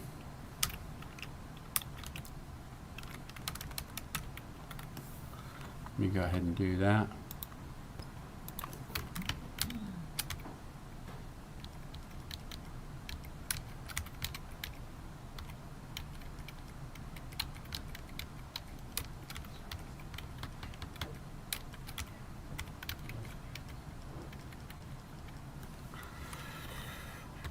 as you're reading over the rest of them, just taking my time and without using controlled find, just going through it, so don't make any other.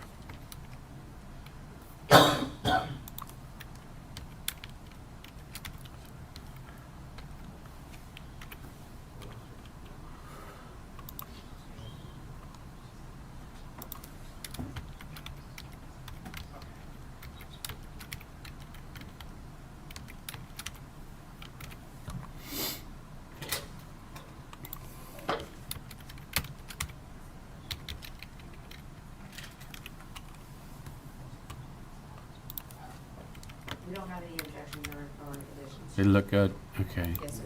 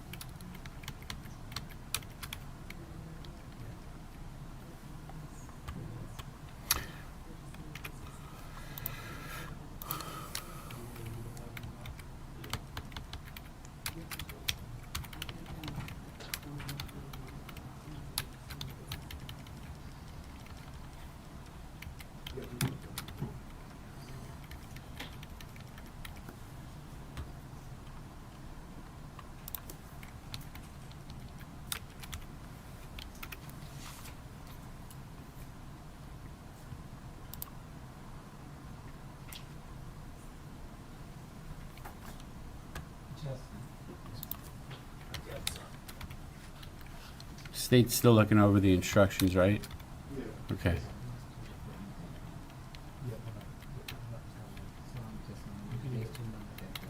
I have no objection to that. Okay, let me finalize the issue about names.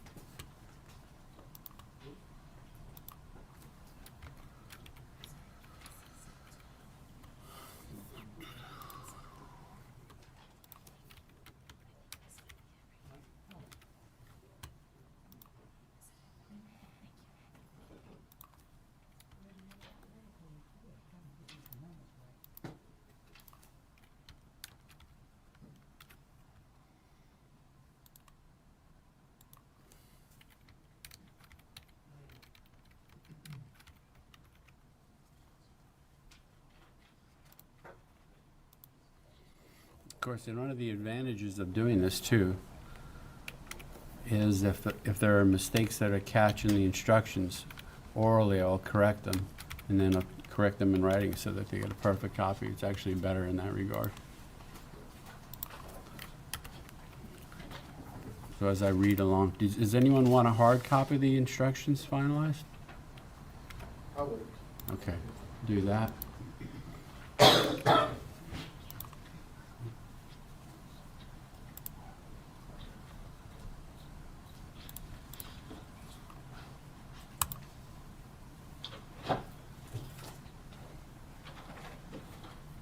What I'll do tomorrow too is, it's my normal practice in reading the instructions to explain the verdict form. I won't do that. I'll read them the verdict part, but I'll explain the verdict form to them after your arguments tomorrow before they go back, because it's normally, that's the purpose of that. You're about to go back and deliberate. Also,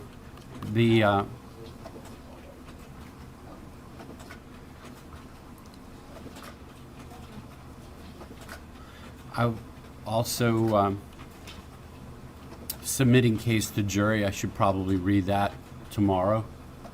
So I'll just stop at single defendant, multiple counts.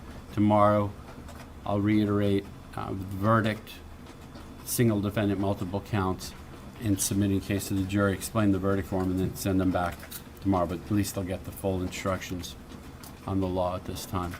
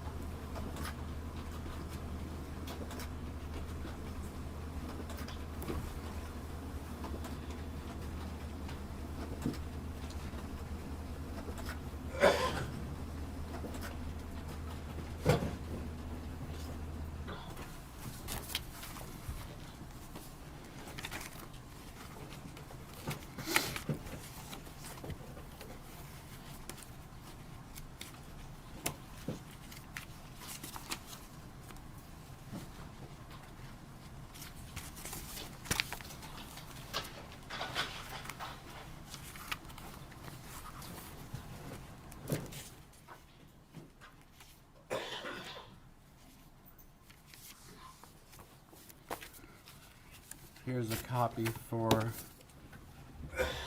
each side, hard copy. And let's bring out the jury and I'll instruct them. Do ask those who are here in the audience, you're free to remain, but you must remain during the whole instructions. I don't want people coming in and out of the courtroom while I'm instructing the jury on the law.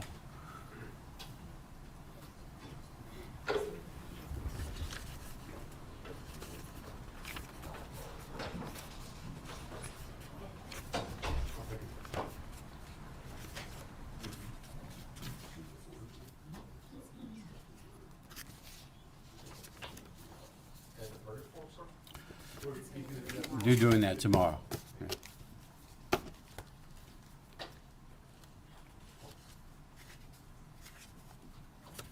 Unless you just want to forego your closing arguments altogether. No? Unless you're going to defend me on Right. I think I'd urge you to do your closing argument.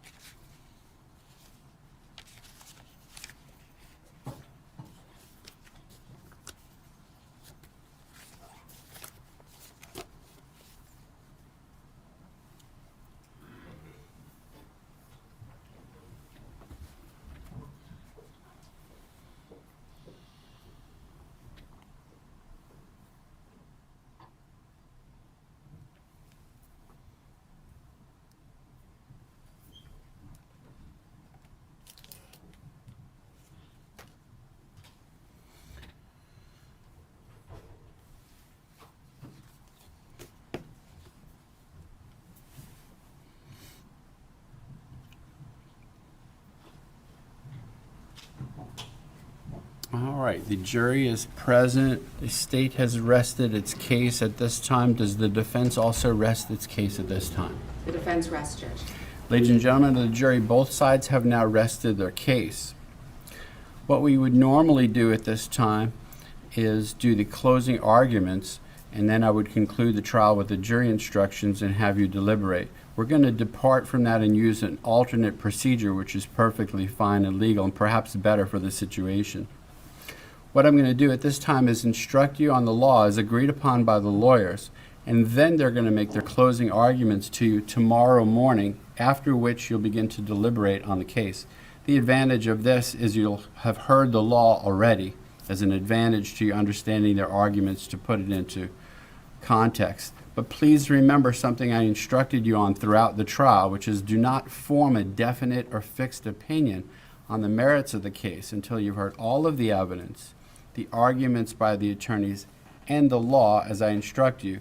And it was stated in that sequence because that's normally the sequence. So you're going to hear the law, but don't form any definite or fixed opinion until you've heard the attorney's arguments tomorrow. And of course, until the time I send you back into the jury room, don't discuss the case with anyone, including your fellow jurors. I suppose what I'm saying is the fact that I'm going to instruct you on the law now is not an invitation to start your deliberations, which are actually mentioned in the instructions, that you don't start your deliberations until tomorrow after the attorneys make their final arguments to you.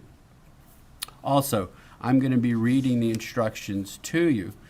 Tomorrow, after the arguments are made, these instructions will go back with you into the jury room, and I'll have a copy for each of you individually for you to refer to should you need further reference to the instructions during your deliberations. And members of the jury, I thank you for your attention during this trial. Please pay attention to the instructions I'm about to give you. Jose Soto-Escalera, the defendant in this case, has been accused of the following crimes. Count 1, first-degree murder with a weapon. Count 2, first-degree murder of an unborn child. Introduction to homicide. Jose Soto-Escalera is accused of first-degree murder in counts 1 and 2. First-degree murder includes the lesser crimes of second-degree murder and manslaughter, all of which are unlawful. However, a killing that was excusable or that was committed by the justifiable use of deadly force is lawful. If you find Tania Wise and her unborn child were killed by Jose Soto-Escalera, you will then consider the circumstances surrounding the killing in deciding if the killings were first-degree murder or second-degree murder or manslaughter, or whether the killing was excusable or resulted from justifiable use of deadly force. Justifiable homicide. The killing of a human being is justifiable homicide and lawful if necessarily done while resisting an attempt to murder or commit a felony upon the defendant, or to commit a felony in any dwelling house in which the defendant was at the time of the killing. Excusable homicide. The killing of a human being is excusable and therefore lawful under any one of the following 3 circumstances. 1, when the killing is committed by accident and misfortune in doing any lawful act by lawful means with usual ordinary caution and without any unlawful intent. Or 2, when the killing occurs by accident and misfortune in the heat of passion upon any sudden and sufficient provocation. Or 3, when the killing is committed by accident and misfortune resulting from a sudden combat, if a dangerous weapon is not used and the killing is not done in a cruel or unusual manner. A dangerous weapon is any object that will likely cause death or great bodily harm if used in the ordinary and usual manner contemplated by its design and construction. I now instruct you on the circumstances that must be proved before Jose Soto-Escalera may be found guilty of first-degree murder with a weapon, first-degree murder of an unborn child, or any lesser included crime. Count 1, first-degree murder. To prove the crime of first-degree premeditated murder, the state must prove the following three elements beyond a reasonable doubt. 1, Tania Wise is dead. 2, the death was caused by the criminal act of Jose Soto-Escalera.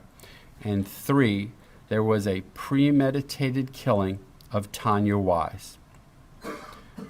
An act includes a series of related actions arising from and performed pursuant to a single design or purpose. Killing with premeditation is killing after consciously deciding to do so. The decision must be present in the mind at the time of the killing. The law does not fix the exact period of time that must pass between the formation of the premeditated intent to kill and the killing. The period of time must be long enough to allow reflection by the defendant. The premeditated intent to kill must be formed before the killing. The question of premeditation is a question of fact to be determined by you from the evidence. It will be sufficient proof of premeditation if the circumstances of the killing and the conduct of the accused convince you beyond a reasonable doubt of the existence of premeditation at the time of the killing. An issue in this case is whether Jose Soto-Escalera did not act with a premeditated design to kill because he acted in the heat of passion based on adequate provocation. In order to find that the defendant did not act with a premeditated design to kill because he acted in the heat of passion based on adequate provocation, there must have been a sudden event that would have suspended the exercise of judgment in an ordinary, reasonable person, and a reasonable person would have lost normal self-control and would have been driven by a blind and unreasoning fury. And there was not a reasonable amount of time for a reasonable person to cool off, and a reasonable person would not have cooled off before committing the act that caused death. And Jose Soto-Escalera was in fact so provoked and did not cool off before he committed the act that caused the death of Tania Wise. If you have a reasonable doubt about whether the defendant acted with a premeditated design to kill because he acted in the heat of passion based on adequate provocation, you should not find him guilty of first-degree premeditated murder. If you find that Jose Soto-Escalera committed first-degree murder, and you also find beyond a reasonable doubt that during the commission of the crime he personally carried, displayed, used, threatened to use, attempted to use a weapon, you should find him guilty of first-degree murder with a weapon. A weapon is defined as any object readily capable of inflicting bodily harm if used in the ordinary manner contemplated by its design and construction, or any other object that was used to inflict bodily harm. If you find that Jose Soto-Escalera committed first-degree murder, but you are not convinced beyond a reasonable doubt that he personally carried, displayed, used, threatened to use, attempted to use a weapon, then you should find him guilty only of first-degree murder.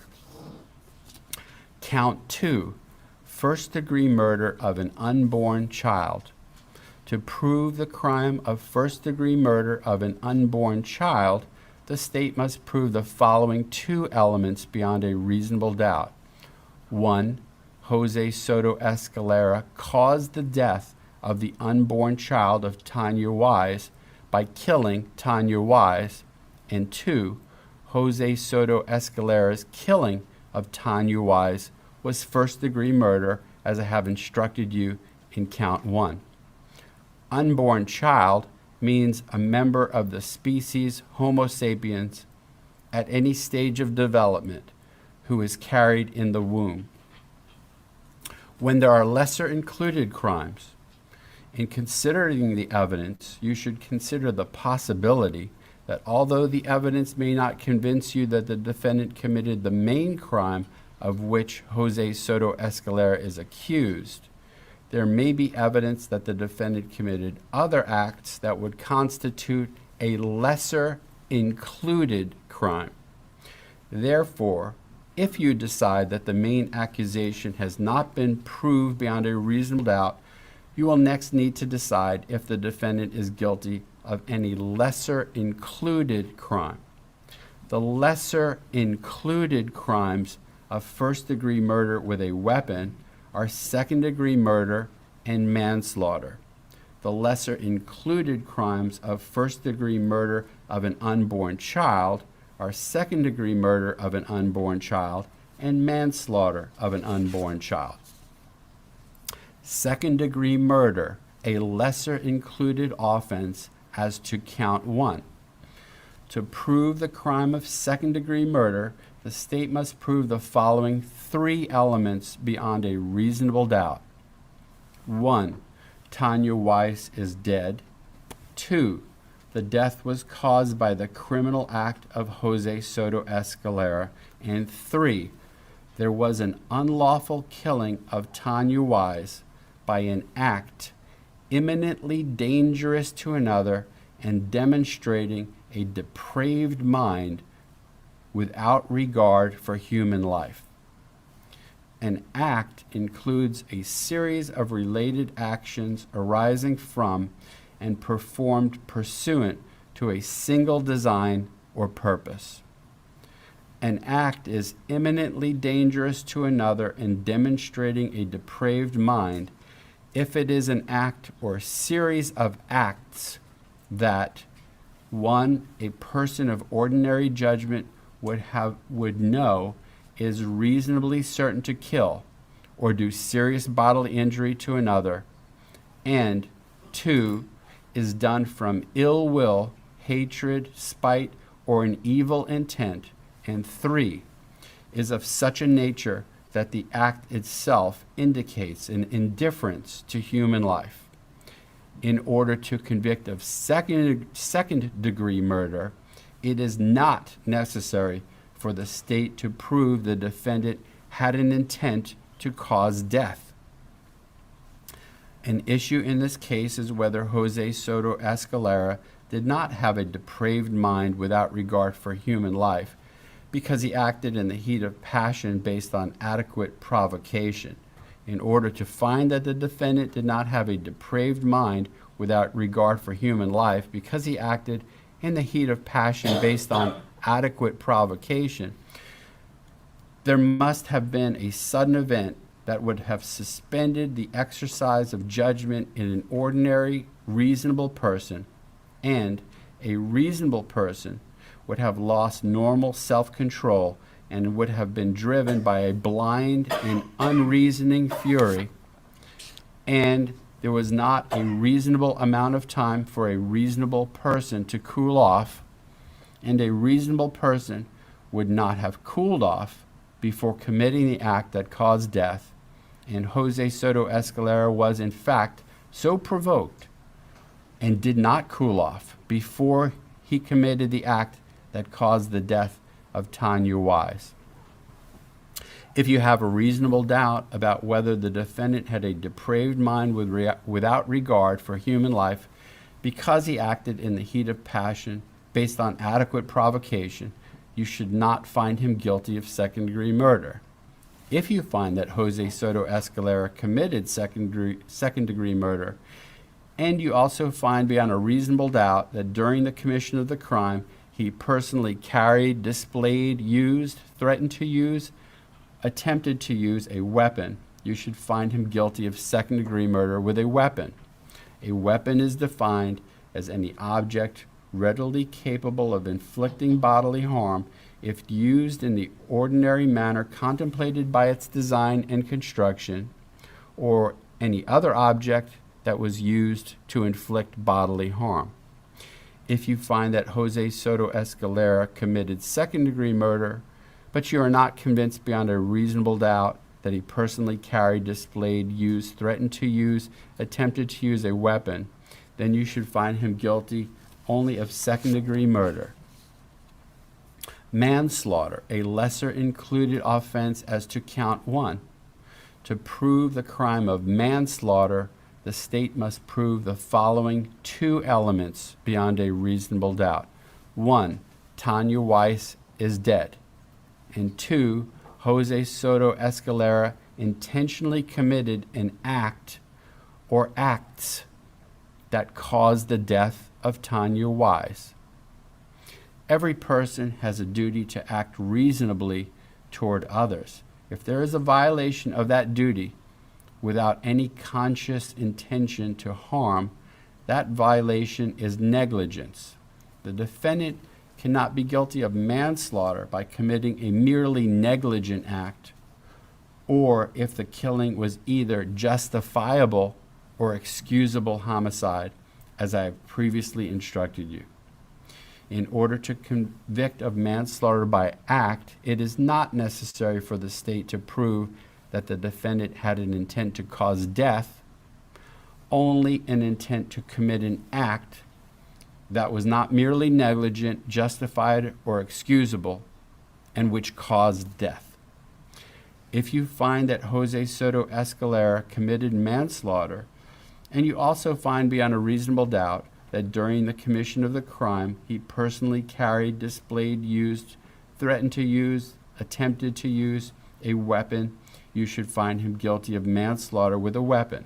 A weapon is defined as any object readily capable of inflicting bodily harm if used in the ordinary manner contemplated by its design and construction, or any other object that was used to inflict bodily harm. If you find that Jose Soto-Escalera committed manslaughter, but you are not convinced beyond a reasonable doubt that he personally carried, displayed, used, threatened to use, attempted to use a weapon, then you should find him guilty only of manslaughter. Second-degree murder of an unborn child, a lesser included offense as to count 2. To prove the crime of second-degree murder of an unborn child, the state must prove the following 2 elements beyond a reasonable doubt. 1, Jose Soto-Escalera caused the death of the unborn child of Tania Wise by killing Tania Wise. And 2, Jose Soto-Escalera's killing of Tania Wise was second-degree murder, as I have instructed you in count 1. Manslaughter of an unborn child, also a lesser included offense as to count 2. To prove the crime of manslaughter of an unborn child, the state must prove the following 2 elements beyond a reasonable doubt. 1, Jose Soto-Escalera caused the death of the unborn child of Tania Wise by killing Tania Wise. And 2, Jose Soto-Escalera's killing of Tania Wise was manslaughter, as I have instructed you in count 1. Plea of not guilty, reasonable doubt, and burden of proof. The defendant has entered a plea of not guilty. This means you must presume or believe the defendant is innocent. The presumption stays with the defendant as to each material allegation in the information through each stage of the trial, unless it has been overcome by the evidence to the exclusion of and beyond a reasonable doubt. To overcome the defendant's presumption of innocence, the state has the burden of proving the crime with which the defendant is charged was committed, and the defendant is the person who committed the crime. The defendant is not required to present evidence or prove anything. Whenever the words reasonable doubt are used, you must consider the following. A reasonable doubt is not a mere possible doubt, a speculative, imaginary, or forced doubt. Such a doubt must not influence you to return a verdict of not guilty if you have an abiding conviction of guilt. On the other hand, if, after carefully considering, comparing, and weighing all the evidence, there is not an abiding conviction of guilt, or if having a conviction, it is one which is not stable, but one which wavers and vacillates, then the charge is not proved beyond every reasonable doubt, and you must find the defendant not guilty because the doubt is reasonable. It is to the evidence introduced in this trial and to it alone that you are to look for that proof. A reasonable doubt as to the guilt of the defendant may arise from the evidence, conflict in the evidence, or the lack of evidence. If you have a reasonable doubt, you should find the defendant not guilty. If you have no reasonable doubt, you should find the defendant guilty. Weighing the evidence. It is up to you to decide what evidence is reliable. You should use your common sense in deciding which is the best evidence and which evidence should not be relied upon in considering your verdict. You may find some of the evidence not reliable or less reliable than other evidence. You should consider how the witnesses acted as well as what they said.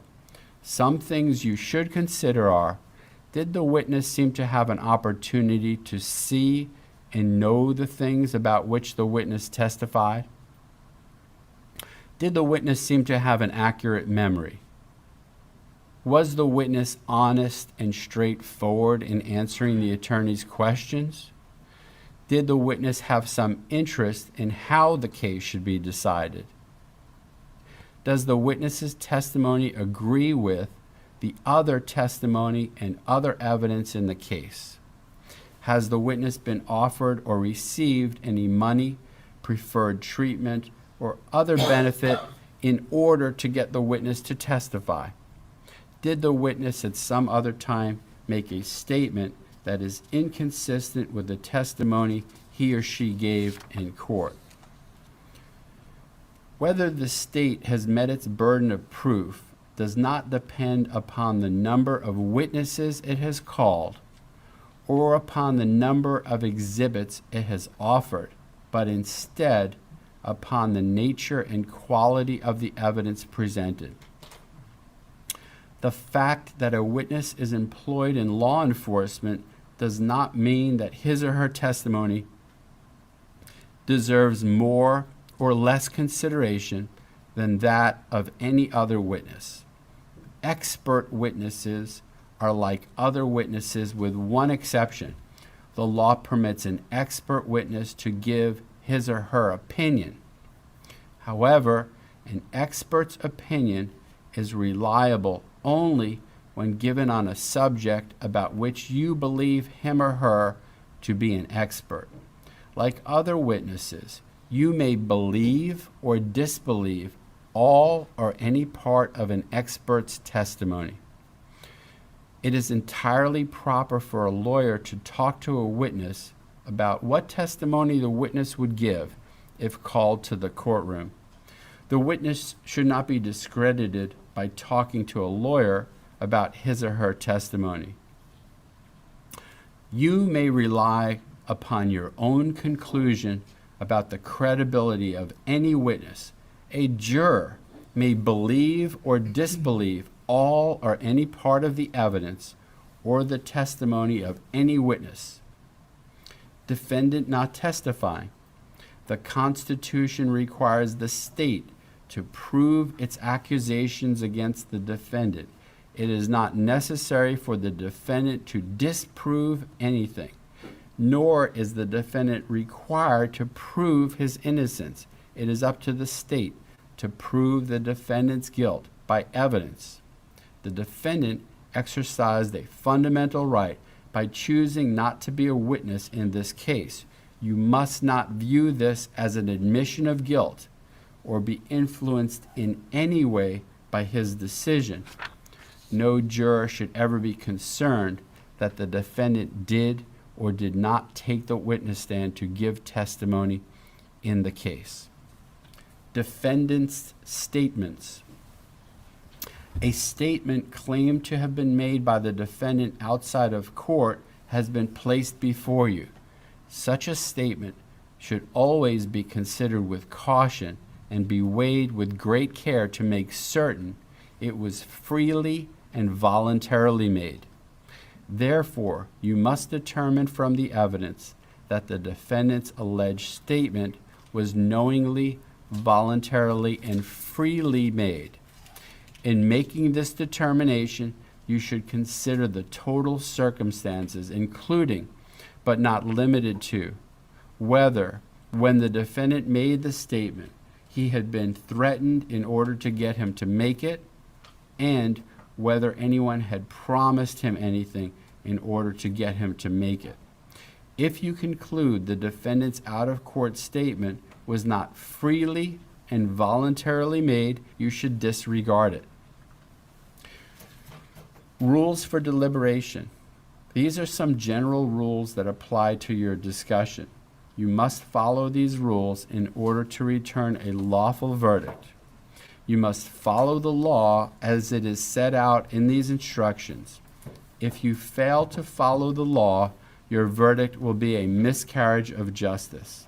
There is no reason for failing to follow the law in this case. All of us are depending upon you to make a wise and legal decision in this matter.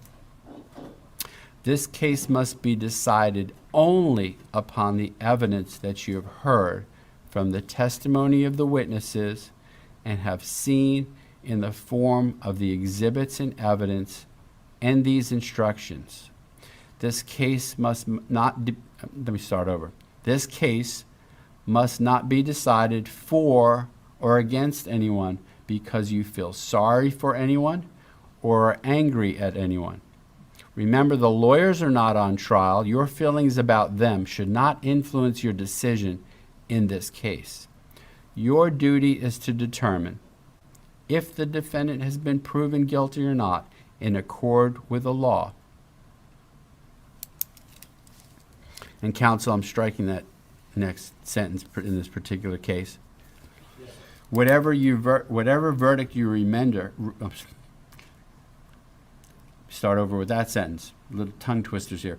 Whatever verdict you render must be unanimous. That is, each juror must agree to the same verdict. Your verdict should not be influenced by feelings of prejudice, bias, or sympathy. Your verdict must be based on the evidence and on the law contained in these instructions. Cautionary instruction. Deciding a verdict is exclusively your job. I cannot participate in that decision in any way. Please disregard anything I may have said or done that made you think I preferred one verdict over another. Verdict. You may find the defendant guilty as charged or guilty of such lesser included crimes as the evidence may justify or not guilty. If you return a verdict of guilty, it should be for the highest offense on the verdict form for each count that has been proved beyond a reasonable doubt. If you find that no offense has been proven beyond a reasonable doubt, then of course your verdict must be not guilty. The verdict must be unanimous. That is, all of you must agree to the same verdict. Only one verdict may be returned as to each crime charged. The verdict must be in writing, and for your convenience, the necessary verdict form has been prepared for you. And tomorrow, after the arguments, I will show you the verdict form and explain it to you before I send it back with you for your use. Single defendant, multiple counts. A separate crime is charged in each count of the indictment, and although they have been tried together, each crime and the evidence applicable to it must be considered separately and a separate verdict returned as to each. A finding of guilty or not guilty as to one crime must not affect your verdict as to the other crime charged. The last instruction is submitting the case to the jury, which I'm going to do with you tomorrow. So after the arguments are concluded, I'm going to reread to you the few of the last pages here before I submit the case to you. That concludes the instructions at this time. Tomorrow we will reconvene at 8:45 in the morning, just as we did today. Remember, I cannot overly emphasize, you have not heard the arguments of the attorneys. Don't form any definite or fixed opinion about the merits of this case at this time. The same rules that govern your conduct remain in effect. Of course, in abundance of caution, please remember, avoid any exposure to any extrajudicial information. Don't talk to anyone. Don't do any research about the case or the people or the issues involved in the case. To be sure, you can find your consideration of this case only to the proper evidence and nothing else. Avoid all of the media coverage of this case. With that, enjoy the rest of your day and your evening, and we'll see you tomorrow morning. Please leave your notes on your chairs.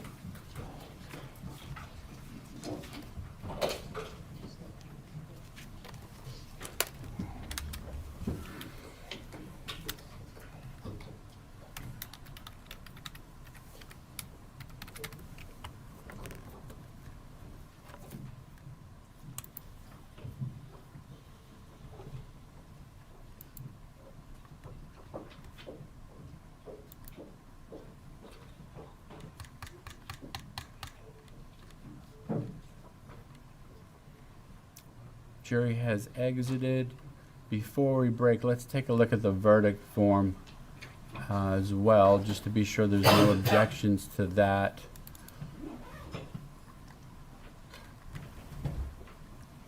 Oh yeah, I wanted to take out the form as to count 2. The state had put in a weapon, which doesn't apply to count 2, so I'm going to take that out. You remember that? Okay. And I also put unborn child in the language as to count 2, which fits the charge. It just said first degree murder. It didn't say unborn child. So I have that as the count 2. And it is still September, so that's correct on the verdict form, right? And so right now the verdict form says what was that? We, the jury, find Jose Antonio. I'll get rid of the Antonio. That's all right, yes. Do that also on the top there. Verdict form.